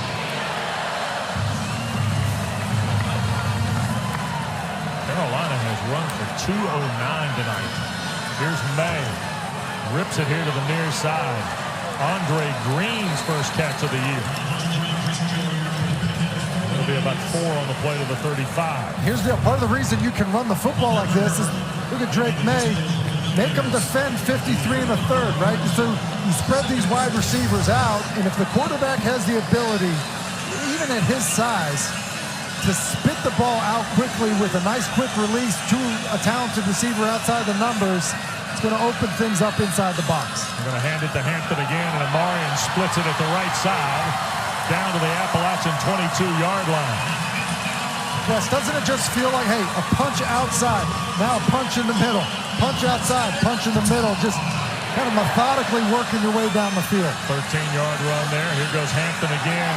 He'll bust it and spin and drop shy of the 10 at the 11. That's enough for another Carolina first down on the tackle by Parker.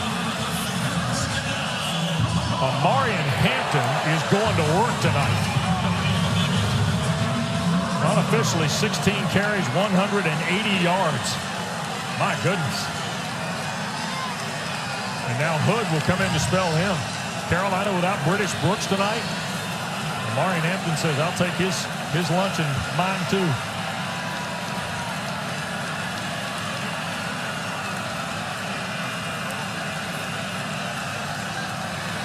Here's Hood. And a good play by the Mountaineers there. That is Jackson Green.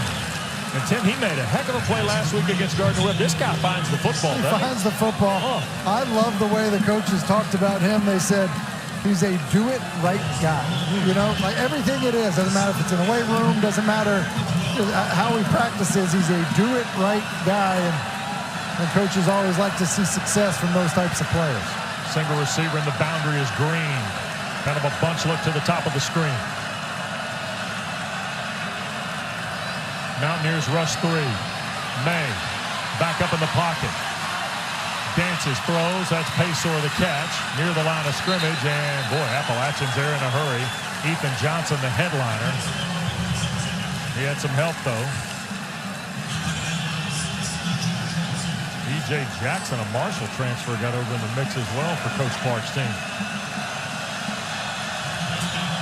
I think this is one of these areas. 3rd and long, you're in the red zone.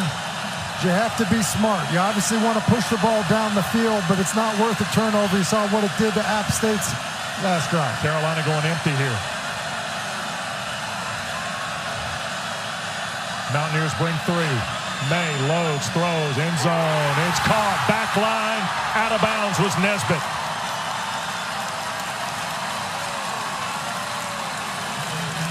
I've said a few times the guys on 3rd down should be Nesbitt and Paysor, and this is a beautiful throw, and it's hard to see when that initial foot comes down. Well, the knee hits down in the white where the Argyle is through the back, so field goal time here for Coe. He hit from 47 in the first half. 31-yarder to put Carolina in front here. In the final 90 seconds of quarter 3. And that is good. Well, Don Chapman's 4th career interception leads to the field goal by the Cincinnati transfer, Ryan Coe. North Carolina back in front, late 3rd at Chapel Hill.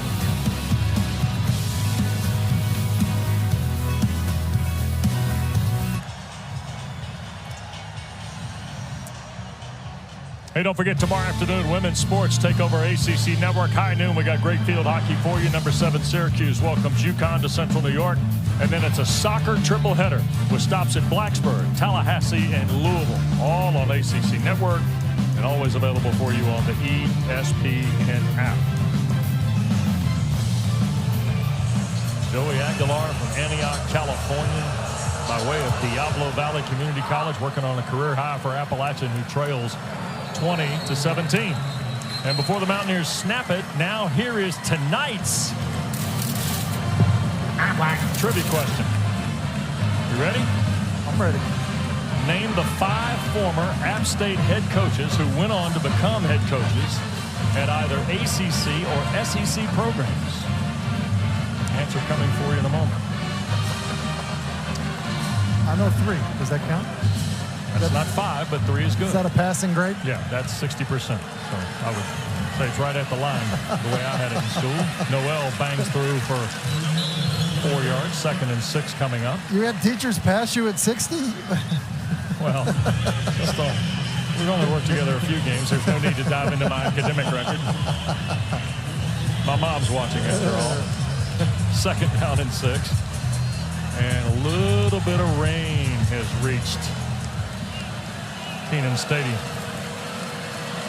Aguilar wants to kind of reset his group here with less than a minute to go in the 3rd. And Noel again. That'll be a 1st down. Crosses the 35 before he got tripped up. Looked like Miles Murphy. There's big Miles from Greensboro. 27th career start for him tonight. 76 total tackles coming in. We mentioned it earlier. Rain before the game, and now some of that stuff that was in the area prior to kickoff has reemerged, and certainly going to make a challenge, I would think, to the passing game. Aguilar pumps it, and offline, he was looking for Jackson. And Jackson got tangled up and fell down on the way to trying to get in the pass lane. So very quickly now it is 2nd and 10 with 12 seconds to go and the rain getting heavier. I always felt there were some guys that handled a wet ball great. Right. There were other guys, I would fit in this category, that it made it a struggle. And it'll be interesting to see how Aguilar is able to handle the elements. Yep. They're going to run it on the ground with Noel. And he will break to the 44. He'll be a yard shy of the first down. Don Chapman the tackle. And that will be the end of the third. So 3 quarters in the books.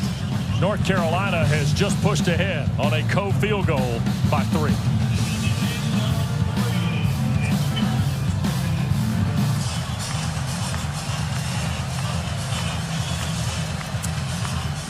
Don't forget, still to come tonight on ACC Network. ACC primetime tonight from Tallahassee. Number 4 Florida State hosts Southern Miss. 8:30 kick. George Sedano, Orlando Franklin, Maryland Payne standing by. Game is also available for you on the ESPN app. We go to the 4th. 3rd and long. Noel stopped right at the line, or 3rd and short, I should say. And I think it's going to be 4th down for Sean Clark here. Carolina did a pretty good job, Tim. And so I think in a 3-point game, and you're the underdog, and you've got it like this in the conditions, I'd be fine punting this football. Listen, maybe it's the way Carolina has run the football the last couple drives that has convinced Sean Clark that he thinks going for it's the right move. Got 3 tight ends on the field and a single receiver for Aguilar. Noel is the running back. Aguilar, play fake, trying to hit a release. It's a tight end who holds on. My goodness, Miller Gibbs, who had a 13-yard touchdown catch a year ago in Boone, converts 4th and inches. Gosh, this is a gutsy call. You fake the quarterback sneak, basically, and then you just throw a little pop pass, and that is close to getting broken up by Cedric Gray. That's another perfect throw by Joey Aguilar, and Gibbs, who's done a lot of great work in the run game as a blocker tonight, comes up with a huge catch. Looks like he might have gotten shaken up on the play as well. 1st down and 10, 3-point lead for the Tar Heels. Nate Noel spun away from Ritzy, but right into the arms of another Tar Heel. I think that's Atkinson. Boy, Bo Atkinson has played well in the first 2 ball games for Carolina defensively. 9 different receivers have caught a pass tonight from Joey Aguilar. I mean, which is incredible in terms of how he's spreading the football around, and there's obviously a no-fear mentality as here we are in the 4th quarter for Sean Clark.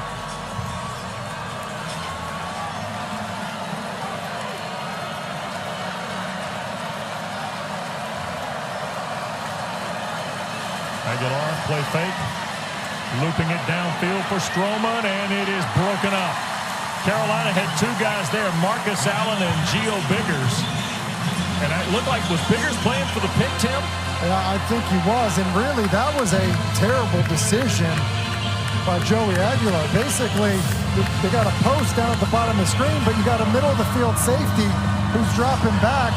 Anytime you have a middle of the field safety, the post should be dead, and this is exactly why. Fortunately, Stroman is such a big, tall player, he's able to play a little defense before Biggers able to come down with the football. 3rd down, 9 for the Mountaineers. Straight drop. Flush to his right, going to loop it up, and it is caught!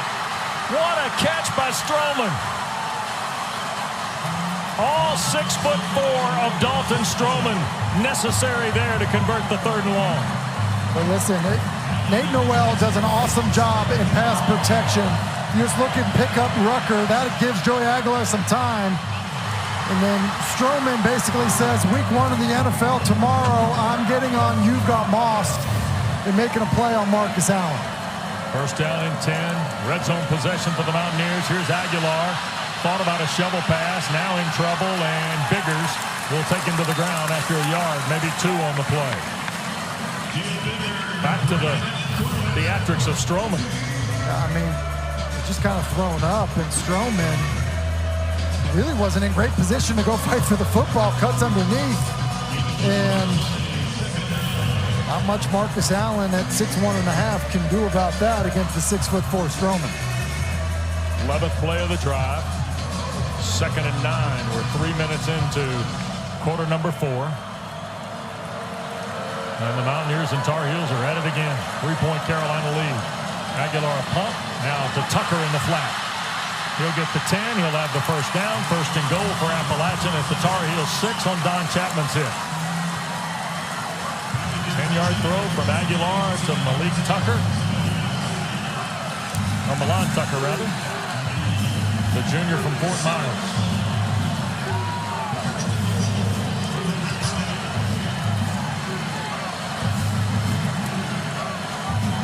Crowd weathering rain here at Keenan.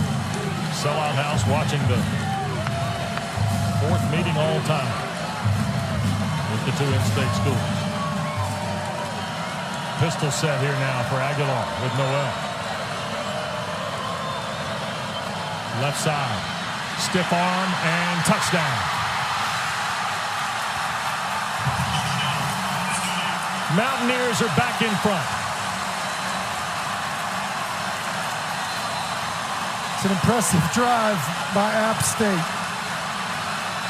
Starting with the decision on 4th down by Sean Clark to go for it. Huge throw by Joey Aguilar, and then Nate Noel just continues to impress with the strength and power that he runs with. 7-yard run by Noel. Mountaineers in front in Chapel Hill.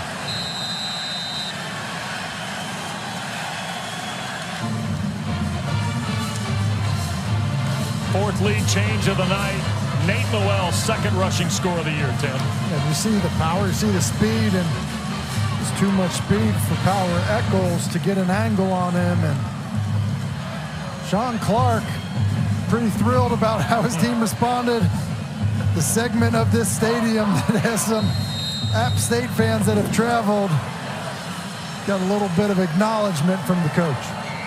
It was Markel Samuel that was down on the field when we went to commercial break. He's okay, and they've gotten him off the field. And here is Michael Hughes to make it a 24-20 game. So Appalachian has had it 3 times. They've scored 2 touchdowns, and here's the most recent 12-play drive. And I think this 12-play drive had a little bit of everything. A 4th down pop pass, and then just our scholarship is better than yours type play from Strowman. And then a good finish from what you would expect out of this offense, which is a good, strong run by Nate Noel. And, you know, I feel like we keep talking about responding. And I'll just say this as a quarterback. Joey Aguilar making his first FBS start. I know quarterbacks don't play against other quarterbacks, but Drake Maye, I believe, is going to be the first overall pick in this upcoming NFL draft. He's that good of a prospect. And so when you're the quarterback that's playing on the other side, you're aware of it. You think of it. You know who you're playing against. And I've been really impressed with how he has responded in what's a big game, certainly for him and for this program. It's also interesting, too, because when Ryan Berger got hurt last week against Gardner-Webb and Joey Aguilar came in the game, Tim, I mean, his first throw is a seed for a touchdown.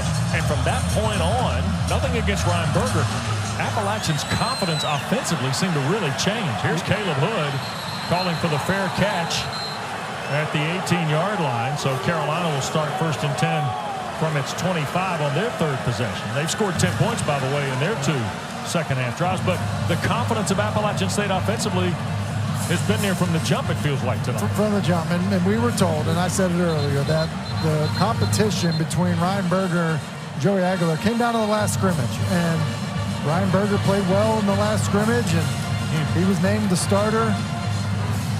That's hard for a quarterback, the guy that's not named the starter. So to your point, Wes, to come into the game and say, all right, I'm just going to start throwing seeds for touchdowns and then do this in my first start, it's been impressive.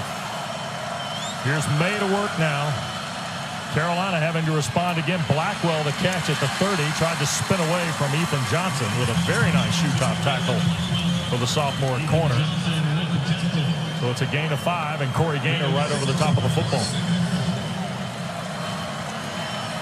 And There's a quick snap and going to hand it to Hampton, and Omarion Hampton just goes banging away for another Tar Heel first down to the 36. It's going to take more than one white shirt tonight, Tim, to bring 28 to the ground. It certainly is, and I feel like Carolina in the past has been one of these quick strike offenses in terms of shooting the ball down the field. Like with new offense coordinator Chip Lindsey, I think we'll see a more methodical approach. Here's Maye going to fire it deep, and it's caught. Jones at the 20, inside the 10, first and goal, Carolina.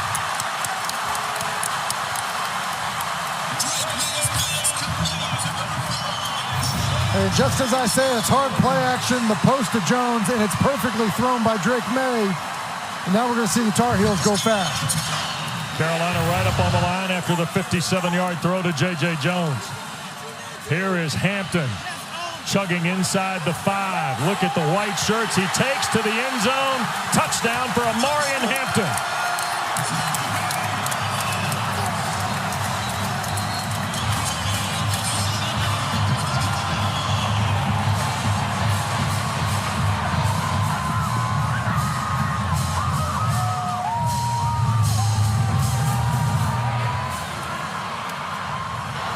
After the personal foul, unnecessary roughness, number 11, Appalachian State. The touchdown is good.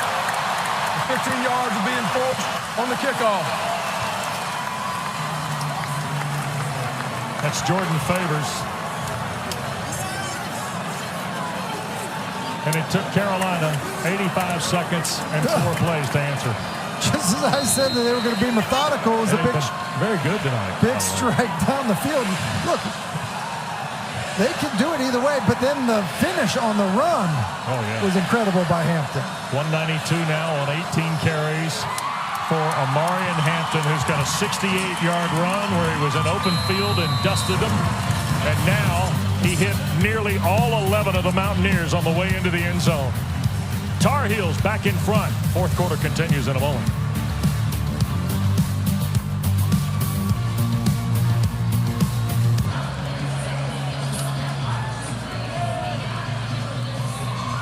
Carolina back in front after Hampton's second touchdown run. Coach Brown likes all those developments. So, how about tonight's edition of Westopedia? Mack Brown spent 1 year in Boone as the head coach of the Mountaineers, 1983.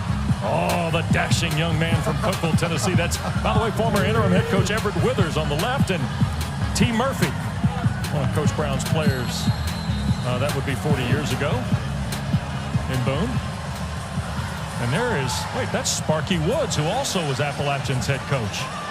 By the way, right there, he's now working as a assistant to Mack Brown. Giving a few away. Maybe. End over end. And Coe kicks it through the uprights. Mountaineers will scrimmage from their 25-yard line. So, once again, our trivia question tonight. A bit better as the year goes on, timing that. The 5 former App State head coaches who went on to become head coaches at the ACC or SEC level.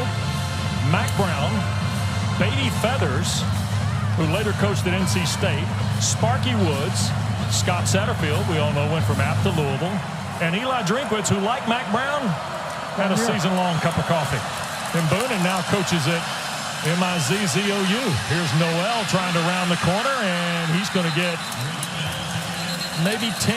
It'll be just shy. 2nd and 2, a marker down. And here are the 5 we mentioned. Beatty Feathers, by the way, NC State, and then later, I think, was an assistant at Wake Forest, which you can do. Mack Brown, Sparky Woods, Sat, and Eli Drinkwitz. And we had a little holding call on Appalachian. I think they did that to buy a little time so you could dig a little deeper so that you didn't just prove that you knew the answer to the Affleck trivia question, but you knew really deep facts on all 5 different coaches. Yeah, I can't confirm the details on Beatty Feathers. I'll have to go back to that. So the holding penalty on App makes it 1st and 19. Tar Heels by 3, inside 9 we go in the 4th. And this is Haywood trying to get going, and Evans rides his back to a tackle out at the 22. Mac Brown, by the way, left App, went to Tulane, and then in 1988 was tapped by John Swafford to be the next head coach of the Tar Heels. And, of course, in Chapel Hill now has won 100 games. He won 69 games from 88 to 97, and he's 31-22 in his second stint here tonight. Has one tie in his coaching career. That was Georgia Tech. Second down, Haywood. Evans tries to get him to the turf and will, but he's over the 25 toward the 28. Tim, if you're Sean Clark here, you kind of at times tonight have had to run past the two-way game going and the rain starting to fall. The rain starting to fall, and you think about the hold on first down is what leads to, a known passing situations. We've kind of talked about last week, Carolina, they rushed the passer extremely well. So I do think you've got to be careful. Get probably help on the way out in terms of backs chipping on the way out of the backfield. Keep an eye on Amari Gaynor, bottom of the formation defensively. Aguilar to throw, and it is broken up. How about the play Marcus Allen makes on the intended receiver there in the bench area? That was Caden Robinson. And I thought it was a pretty good throw by Aguilar. Accurate throw. Thought probably the ball should have been brought in, but you're right. It's Marcus Allen with a pretty good rake of the football right there on the way out. And so it has not been an easy night for these Carolina corners. And so that's a pretty good job of responding after that by Marcus Allen. Only the second punt of the night for the Aussie Mitchell Lake. Left-footed now, end over end, and it will check up. Carolina will get out of the way, and it is down by the long snapper, John Stone.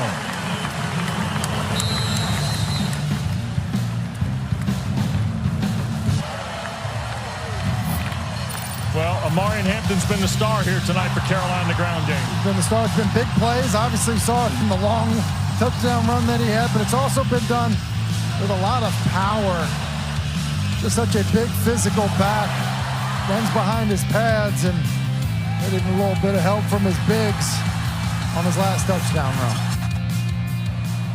8 away from becoming the first Tar Heel since Ty Chandler to run for 200 in a game. Andrew Parker makes the tackle on Hampton. It'll be second down and about 7. Clock here, both schools with all 3 timeouts, as you see. And working towards 7 to play.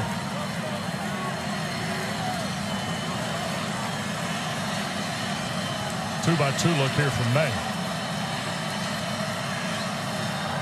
Long throw to the far side. Jones, who caught the touchdown, spun around at the 42. So it'll be third and maybe a yard or 2, right? I feel like that really has been the identity of this Tar Heel offense tonight. It's the tough runs in the middle, and then when it gets packed in and condensed, go ahead and throw a hitch outside. Mountaineers, crowd the line, and Omarion Hampton does not care. Pulls his way to the 43.5, maybe the 44, and that's a first down. And, you just mentioned Ty Chandler went up over 200 yards rushing. Obviously, Phil Longo was the offensive coordinator at the time. I do get the sense here that there's a grinded-out run game mentality in these situations to finish games that Mac really wants to get better at and back to.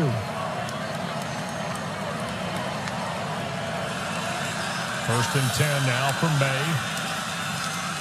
Hands to Hampton again. He got knocked back. Can't keep his feet. And that was Harrington. Brendan Harrington kind of hit him head on, and Omarion misstepped trying to keep his feet. And good play by the linebacker. It's Harrington, and it's 12, Sean Collins, who kind of creates a little bit of penetration as well, which allows Harrington to make the play. And now Tar Heels get a little bit behind schedule. Second and 11. Maye the snap, looks right, loads, and shoots it, and incomplete. Sliding attempt for Paysor. And down on the field is Harrington. So we will step aside with 5:22 to go. Brendan Harrington shaking up for Appalachian.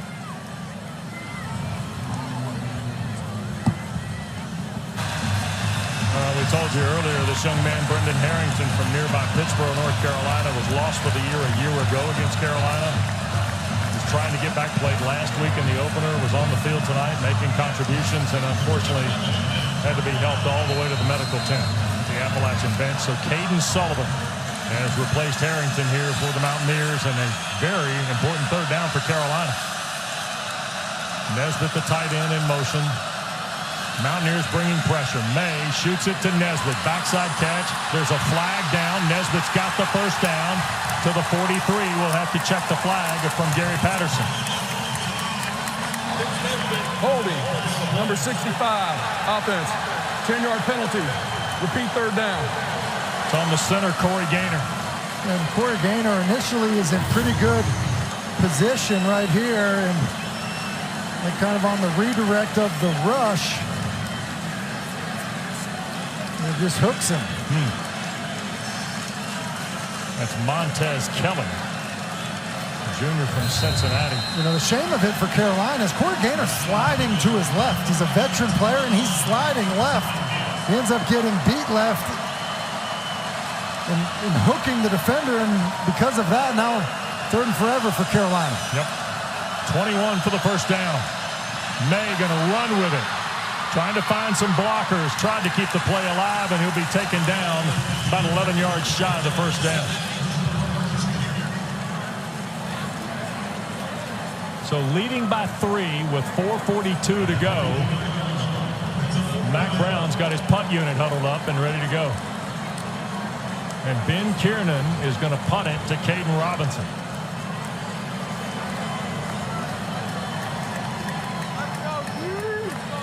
With the way App has been playing offense, Wes, look, we're sitting here right around 4 minutes when this drive is going to start. Snap is high. Kiernan gets it away. Robinson to his left calls for the fair catch around the 15. Remind you, of course, kickoff scheduled tonight around 8:30. Don't forget, after Florida State Southern Miss, the ACC huddle tonight from Doak Campbell. Complete wrap-up of Week 2. Highlights, analysis, interviews, and more. They cover it all right here on ACC Network and the ESPN app. And congratulations, Miami's beating Texas A&M tonight by 15 at the Hard Rock. Mr. Hasselbeck. Pretty good.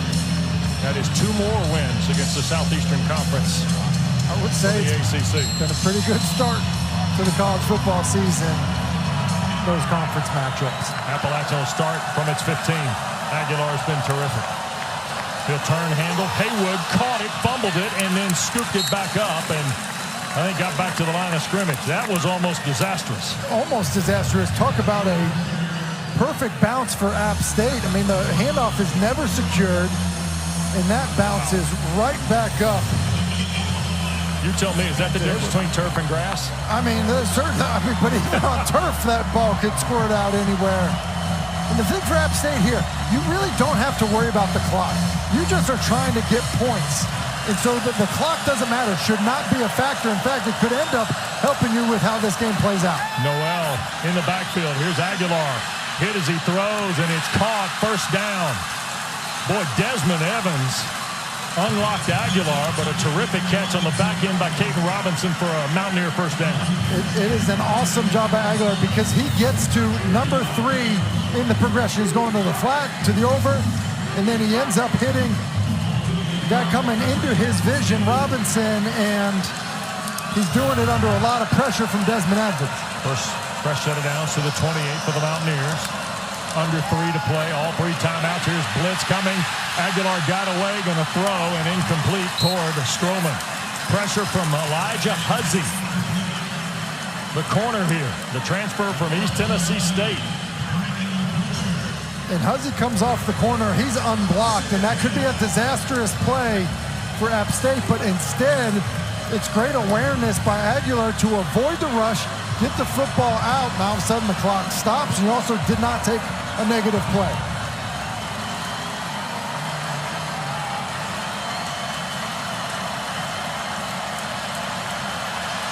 Pistol set for the Mountaineers. 3 receivers and a tight end. Aguilar hit as he throws. Downfield and incomplete. No flag on a ball intended for Robinson. Holloway was there along with Huzzy for the Tar Heels. Now 3rd and 10. And again, Aguilar under a bunch of pressure, throws into a lot of traffic. I think it's the right no call in terms of pass interference. Bunch of guys going up for the football. If it were me, I'm giving Stroman an opportunity. He's had a big night. You can throw it to him while he's covered. He'll be at the top of the screen. That is the matchup. That is the player that I'm trying to get the football to if I'm App State. 2-by-2 look. Carolina trying to get there, back across the middle, caught the tight end, and out of bounds goes Eli Wilson with an Appalachian first down and a flag on the play added to it.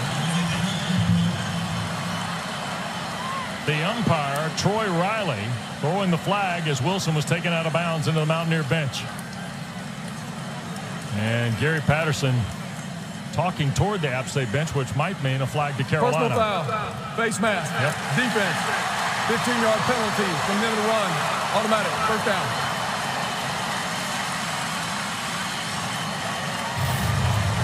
You see both these linebackers walked up into the A-gap. They come, and because they vacate, you just replace those linebackers with Eli Wilson coming across the formation on a little crossing route. Good accurate throw, tack on the face mask. Now App State on the plus side of the 50-yard line. Got to feel like they're in business. 2:41 to go, 3 timeouts for both schools. Aguilar going to work with the Mountaineers. And overthrows Noel. Now, blue shirts were flying around. Kamen Rucker was within a whisker of taking Aguilar down. So it's 2nd and 10. I would say think about the pressure Aguilar has already seen this drive. You just said it again, Wes, all around him. To me, this is ripe for a screen. With the way that the rush is coming to hit a screen. Here's Aguilar keeping this time, and boy, got lit up as he let it go. The ball popped out. Evans, I think, is scrambled for it. But did Aguilar get the first down on the keeper? Clock is whistled at 2:24. He gets the first down, and I think even though he takes this huge shot from Chapman, I think he hits the ground. Ball carrier was down prior to losing possession. First down. So it was a first down on the quarterback keeper. He keeps the ball on the read, takes a shot, and I think it's when he hits the ground after the big shot from Chapman where the ball finally comes loose. Yep.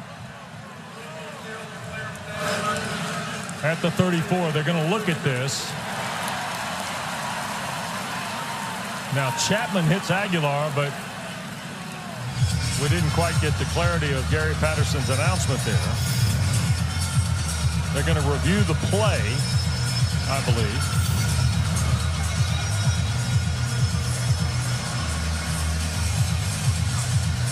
Aguilar's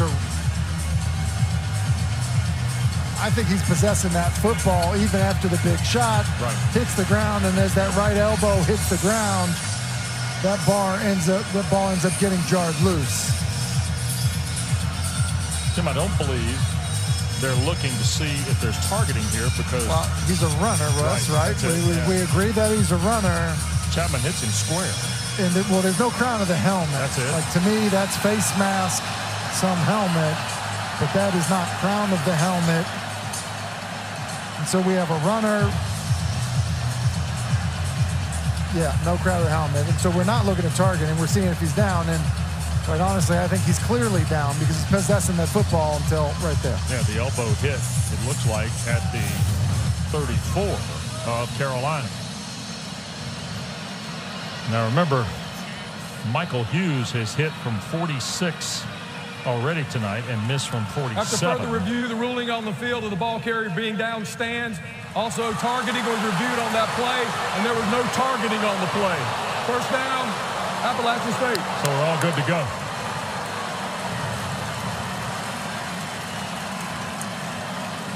It is a first touchdown run for Aguilar. And Sean Clark's excited. He should be excited. I think Sean Clark was saying, look, I just want this to be a game in the fourth quarter. And he got it. Give us a chance. And not only is it a game in the fourth quarter, with 2:24 plus territory, first down, you're possessing the football. He just signed up for this. Last 7 games against Power 5 have been decided by 7 or less. Previous play is under further review. Now, I'm going to guess here that this is Booth initiated, because it felt like Gary Patterson had summarized the sequence, and this might be to confirm where Aguilar went down, because it's the 34, it's a first down. If it's not the 34, it'd be second down, right? Correct. And you see he takes this shot here, and that ball is past the 35-yard line. Is it all the way to the 34? We're not sure. And so it's a good run. To be honest with you, when I see that right knee go down after the hit, I'm not sure that that football has made it all the way to the 34-yard line, which would mean it's not a first down for App State. Well, here are the Mountaineers, who won last year at College Station, were edged by Carolina. We talked about a Kid Brewer tonight, as you see the Aguilar run again. But remember the close calls at Penn State, the close calls in Knoxville. And this, the third meeting since 2019 with Carolina, and all 3 of these have been like this. After further review, the ruling on the field stated that the ball carrier was down and he made the line to gain. First and 10. All right, so there we are. So we're all buttoned up again. Now, if you're Mack Brown and Sean Clark here, you're Sean Clark. What you're doing is working. Carolina's coming within a whisker, though, of Aguilar on, what, 2 or 3 snaps here in this possession? They are, but I'm not concerned about the clock. With all 3 of my timeouts, 2:20 left. In fact, I want to score, whether it's field goal or touchdown, with as little time left on the clock as possible. Here's Noel rounding to the far side. He's got another first down and out of bounds with 2:12 to go. Yeah, and I mean, even more so now. Right. I mean, magnify what I just said, because now it's a first down, clock stopped, still have all your timeouts. If anything, you almost want to make sure you don't score too quickly. 2 minutes to go. So, ball at the 20.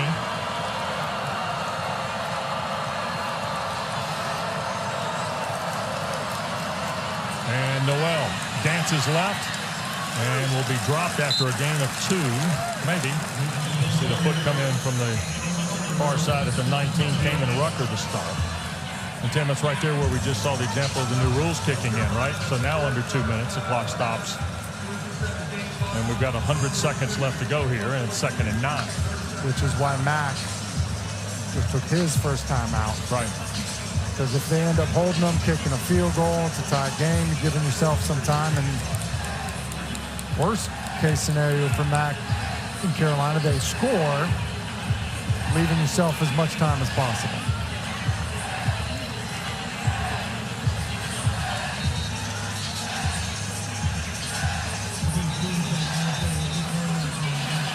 So a 3-point lead. Now, this is Hughes kicking off a moment ago. And remember, he did not kick it particularly deep, right? And Michael Hughes maybe not quite in tip-top shape. 10th play of the drive out of the Carolina timeout. 2nd down, 9. Aguilar hit as he throws, incomplete.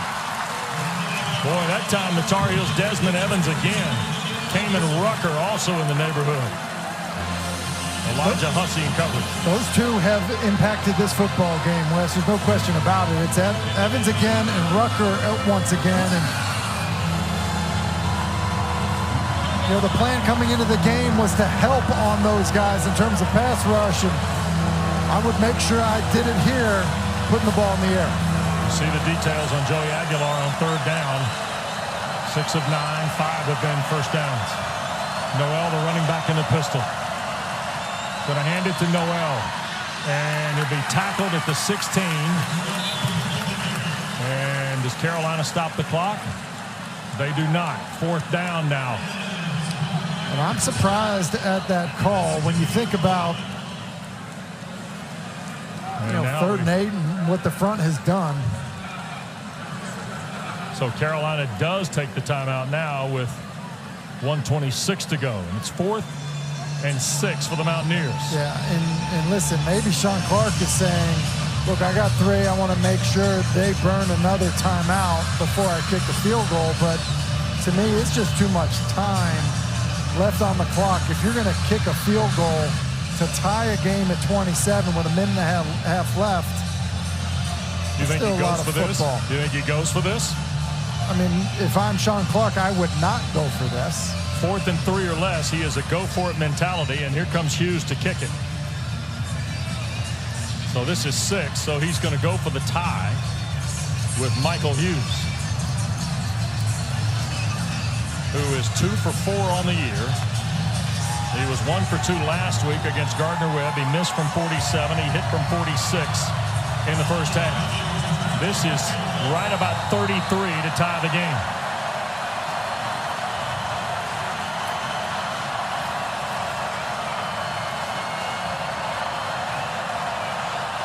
Snap, spot. And it is good. Inside the left third. And now Carolina has 1 timeout and 1:22 to go.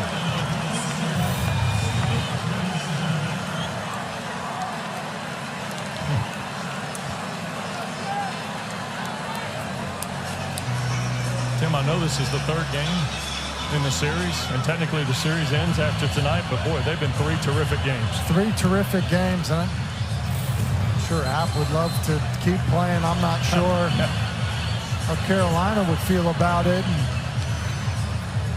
I'm impressed with App State, Sean Clark, the confidence that they've come in here with, the fight that they've continued to kind of put up. And you got a tie football game with minute 22 left, and it's a great opportunity for Drake Maye. Ryan Coe, remember now, his hit tonight from 47 and from 31. Last week, 37 in Charlotte. I told you in 40 collegiate games, his longest field goal at Cincinnati was 52, his longest at Delaware, 54. So keep that in mind. Appalachian has all 3 timeouts. The Tar Heels have 1 remaining, with George Petway, the only guy truly deep for the Tar Heels. Caleb Hood stands around the 7 to wait on the kick from Hughes.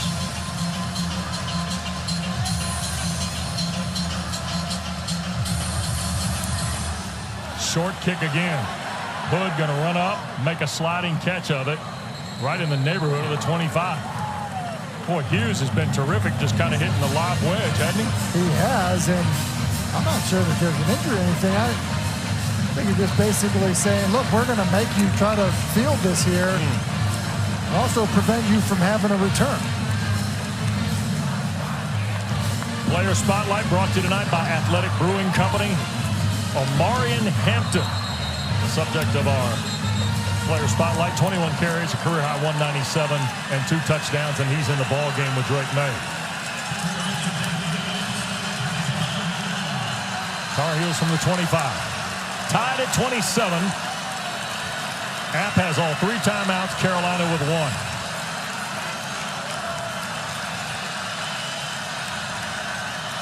Mountaineers bringing 4. Maye from the pocket, and he will be sacked. Michael Fletcher, the Michigan State transfer. It's not something we've really seen happen tonight, where the pocket just collapses on Drake Maye, but that's exactly what happens. He starts to his left. I think there was some confusion on the route. Appalachians just burned a timeout. And I would too if I get a sack on first down. You get a sack on first down, and look, with this quarterback, if I'm Mac Brown, it's not changing my aggressiveness. It's not. With a quarterback that's Been a starter for over a year, has all kinds of ability, makes good decisions. It's not going to change my aggressiveness. I understand what Sean Clark is doing. At the same time, I don't think you can curl up right now if you're Carolina.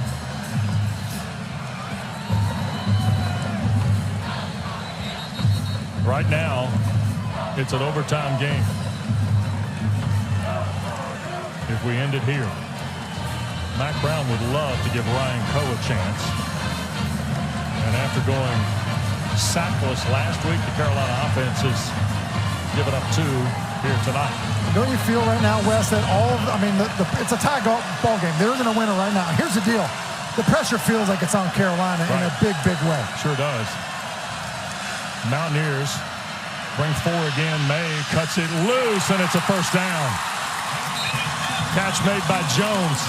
He's got the big touchdown grab, and he's got a first down out to the 38. 1:07 to go, and Carolina to the line.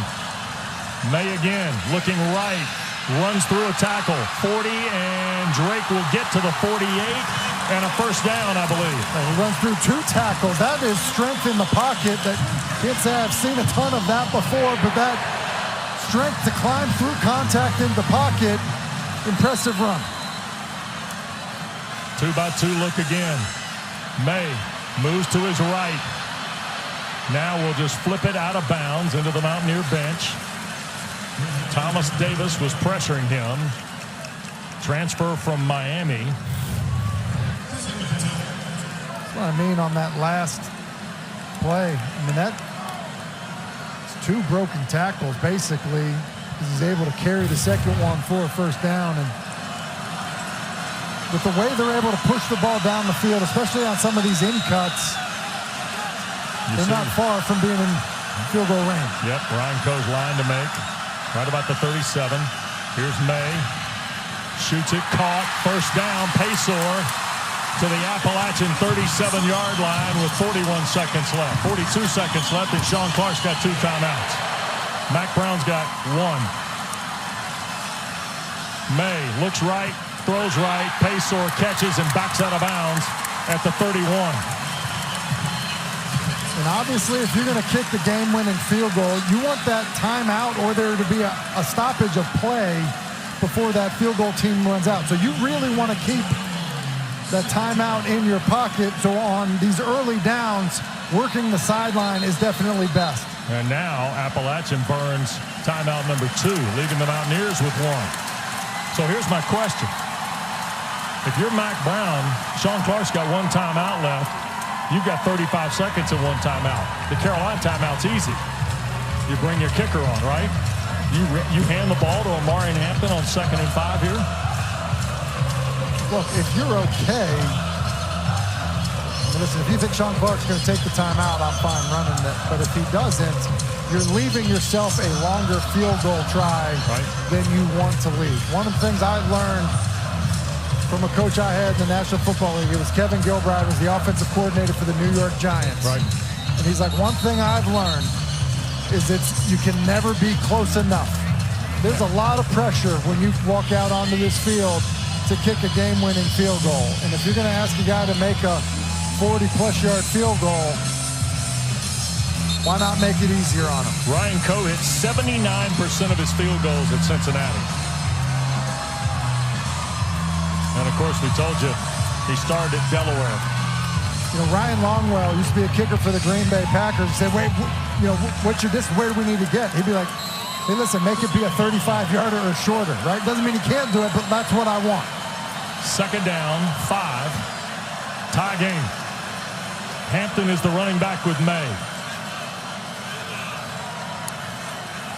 Carolina to throw. Maye, quick shot, incomplete toward Jones. So it's now 3rd and 5. So what's interesting, a year ago on critical downs late in the 4th quarter, App State brought all kinds of pressure. Obviously, different defensive coordinator this year with Scott Sloan as the defensive coordinator, but came after Drake Maye big time on that last down. Looks like they're going to play a little bit of coverage here on 3rd down. Saw the eyes of Andrew Parker Jr., the linebacker. Snap to Maye. He'll keep it to the left side, and Drake turns the corner at the 30, dives for the 25, that's a first down. Drake Maye with his feet, Tim. Okay. I think he's a complete player, and that's one of the reasons why. The ability to keep the ball in a critical situation, keep the ball out the back end.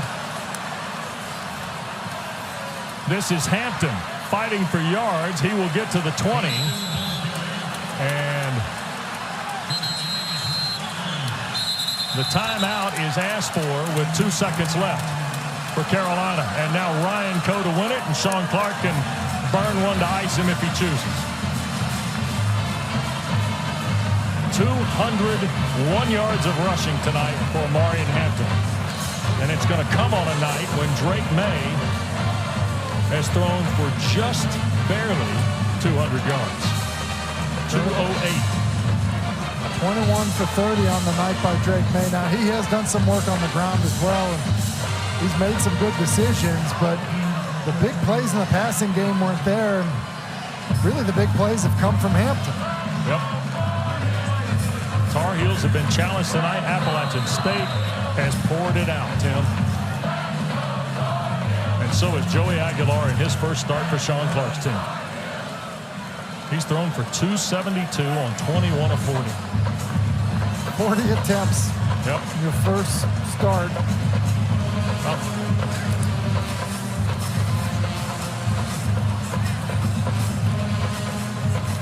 The game has been stopped here. There's a look, I think, of how many guys were on the field. The crowd here in Chapel Hill is seeing a all 22 from the replay board. Sean Clark. So, I see. So Appalachian is trying to chase one on late, perhaps. And Gary Patterson is having a look. Sean Clark is joined by defensive coordinator Scott Sloan in the discussion with this crew. All right, so if we count these guys, we got 3 there. We got 5 in the middle there, Coach. It's 12, and then one at the top and at then the 13, and he leaves. So they've got 13. 1 leaves. I know you got by with 60% on things, but that, Wes, I believe, is more than 11. Yeah, it is. That part I can get. I'm good there.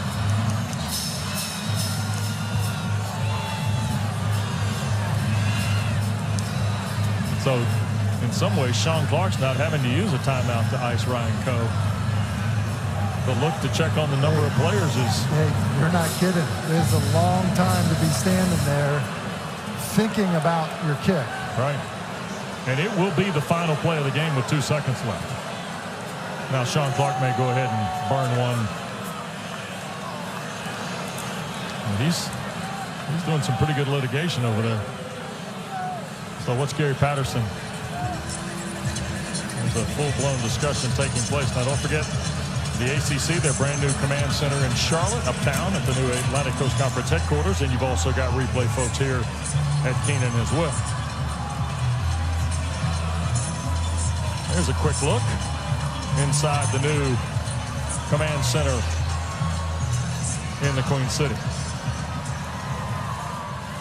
After further review, it was determined illegal substitution. 12 players on the field on the defense. That 5-yard penalty will be administered from the 25-yard line. Carolina will not be charged a timeout. We're going to put 7 seconds on the clock. 7 seconds on the clock. So Carolina gets the timeout back. Omarion Hampton loses his 200-yard game, I think. But I do think one of the things that's interesting here is the ball was on the left hash. Not that I know where Ryan Coe wants to kick from. Looks like they're maybe moving it back to the left hash. Hampton now with 197 in the ball.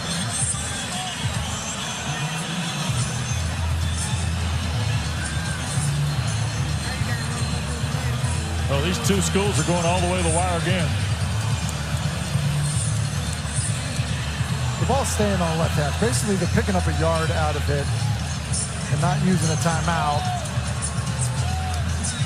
But maybe they're going to let the clock run because they have 7 seconds on the clock now and then take a timeout. Got it. So now another discussion. That's the former Appalachian head coach Sparky Woods confirming things with Gary Patterson. Well, this is interesting. With it being first down and 7 seconds left on the clock, you may end up seeing Drake Maye slide right, go slide right, be in the middle of the field, and then burn a timeout. Those of you waiting on Florida State and Southern Miss, we know they have just gotten underway at Doak Campbell. We will send you to George Sedano, Orlando Franklin, Maryland Payne here in just a moment once we wrap things up here in Chapel Hill. Number 17, North Carolina, trying to go to 2-0. It's taken every tick of the clock tonight to determine this fourth meeting between the Mountaineers and Tar Heels.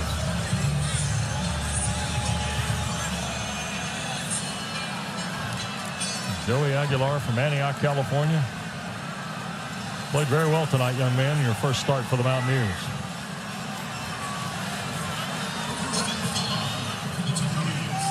Gary Patterson. The clock will start on the snap. Clock will start on the snap. To your point, Tim.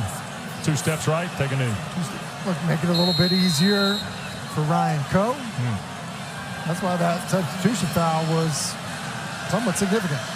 Here's Maye quickly to the right. He'll take a knee. There's the timeout. 3 seconds left. Pretty good move of Drake Maye to the right. So there was a window there that he didn't get baited into. You have to think about that, though. Hey, right? Sometimes instincts take over. You're like, wait, no, don't do that. Go down. So here's Ryan Coe to try and win it for the Tar Heels. In 2019, it was a 3-point game. A year ago, a 2-point game. This is 39 yards for Carolina to win.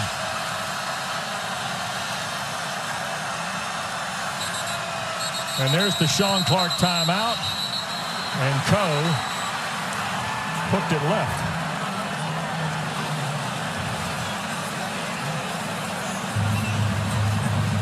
Sean Clark waited to the last second. I think a lot of times you want to take it early enough that the guy doesn't get a practice kick. And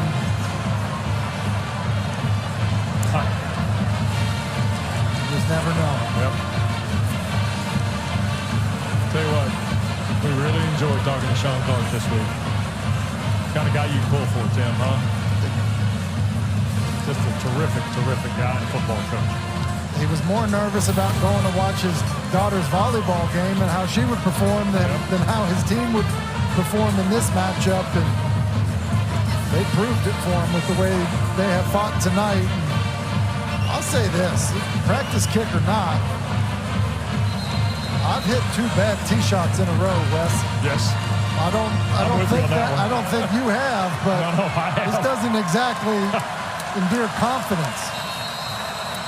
39 yards, center of the field for Coe.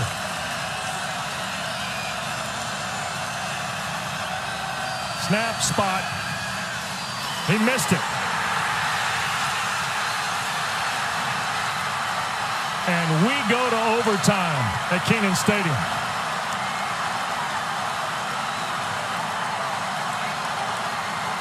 So all of that at the end, and we get an extra possession or 2 of football.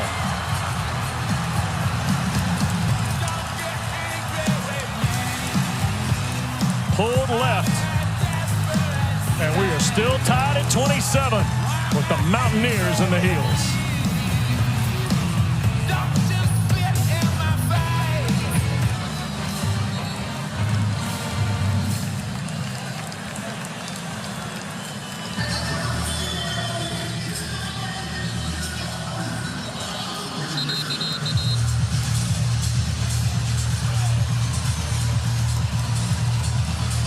Sorry, Kelsey. Hasselbeck and I got to go overtime tonight with Taylor Tannenbaum downstairs.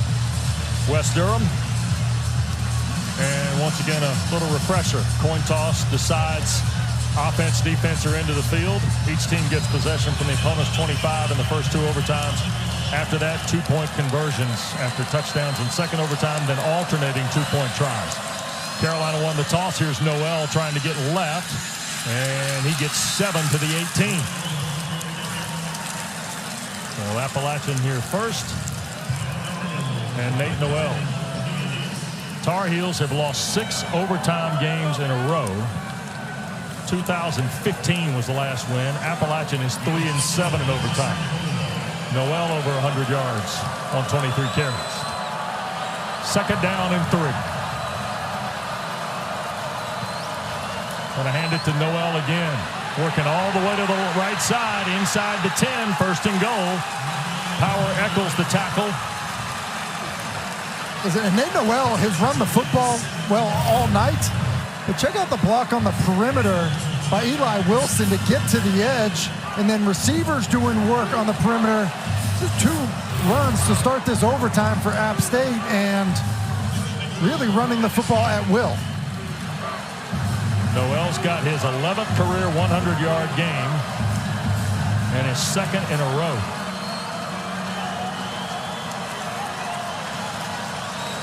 First and goal.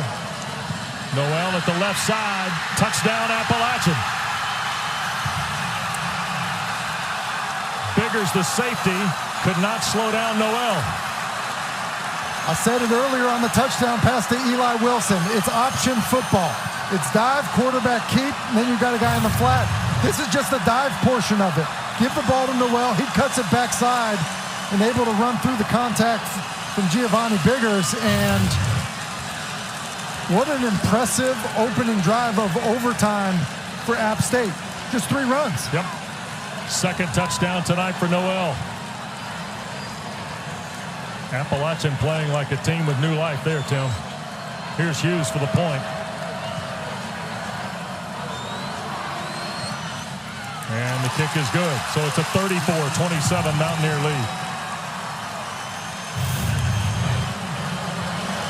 It's just a gift. It's an inside zone run play. And I believe Aguilar's reading it like he did earlier. The difference was this time he's giving it to the back, and why not after the first 2 runs of overtime? And Sean Clark and his group, I mean, I think just continuing to feed on the energy of the fact that they're giving the Tar Heels everything they can handle. And now Carolina's got to feel it. 6th lead change of the night puts Appalachian in front. And here's Maye now with Hampton. They're going to hand it to Omarion Hampton left side at the 20. Took on 1 tackler and spun around to the 18. 7 for Hampton. Nick Ross, the safety, makes the play. And this could look similar to what we just saw from App State because the drive starts that way and a run left with a big, powerful back and a nice pickup. Hampton back over 200 yards. And he'll cut it in the middle of the field, and Appalachian rallies there. Thomas Davis, the Miami transfer, who played just 1 ball game a season ago.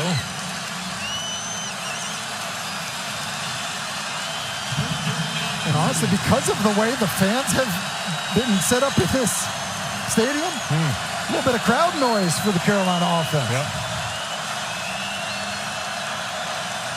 So Maye to work. 3rd and short. This is Hampton. Left side. Touchdown, Carolina. 17-yard run for Omarion Hampton. App State did it in 3 plays. Carolina says, we can match that. And I would just say this, though. Got to feel a little bit nervous about Ryan Coe after what happened at the end of regulation. Good vision. Kick to tie. Will Coe.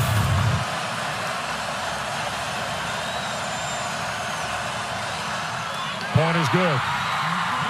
Career high 3 touchdowns tonight. 200 yards plus for Omarion Hampton. And North Carolina and Appalachian tied after the first overtime.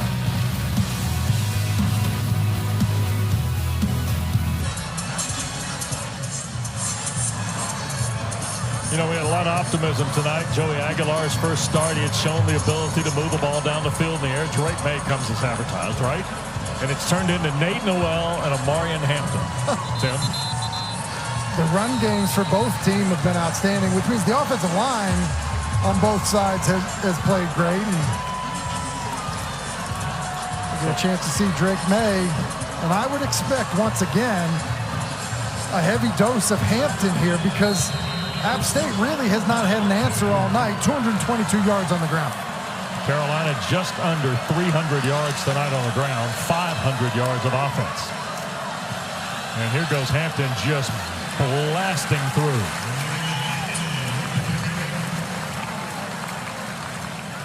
And Carolina will have it second down and 4. You just see the knockback that Carolina's offense is getting, the movement.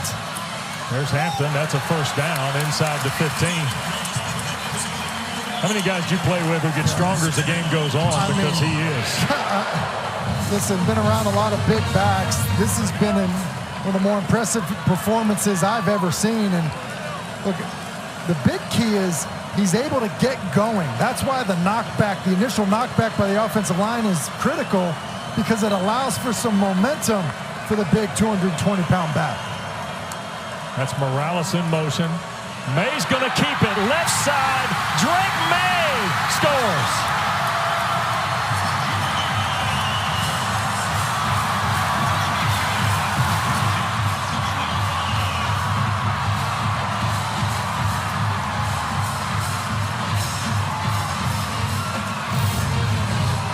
And just too easy. It's basically Hampton, and then read the backside defender. Drake Maye decides to keep the football, and at first glance, I want to make sure that finger roll happened once he crossed the goal line.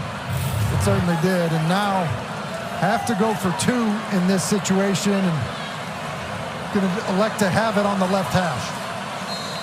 Hampton in the backfield with Maye. That's Pesor in motion.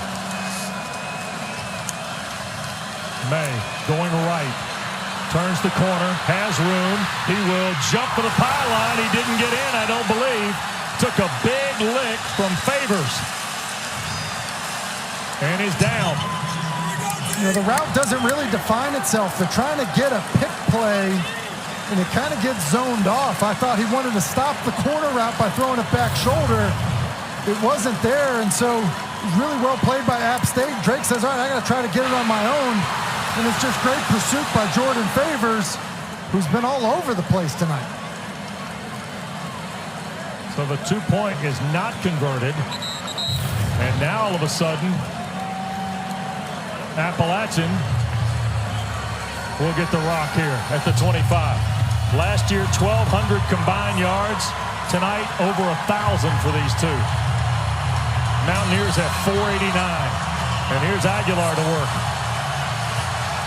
Noel stays with him in the backfield. Here's Sean Clark. What do you change here?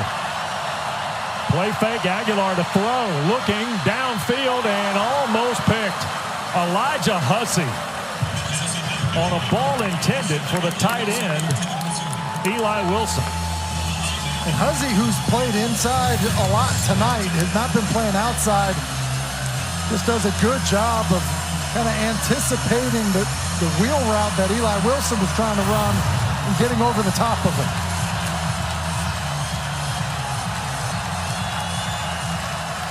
Second down and 10 for the Mountaineers.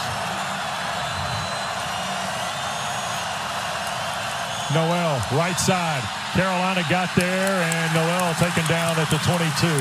Maybe 3 on the play. Cedric Gray to stop. Yeah, and Cedric Gray does a good job of playing fast and downhill. You're going to see the pursuit not only from Gray, but also from Don Chapman. Left side of your screen, Gray. He's just going to knife underneath here, make a play. There's Chapman as well, and that pursuit to the football forces a 3rd and long. Appalachian, 8 of 16 tonight on 3rd down. Straight drop, pressure coming. Back foot throw, caught Davis, and he will be tackled. Maybe a couple to the 21, Elijah Hussey again, Tim. Well, Hussey coming up big in overtime here. Coach has talked to us about his instinct in being a natural football player. That's the second good play. First one, running on top of the wheel. That one, tackle in open space. And I would say this, fourth down, I am not coming. If I'm Carolina, I'm not coming after Aguilar.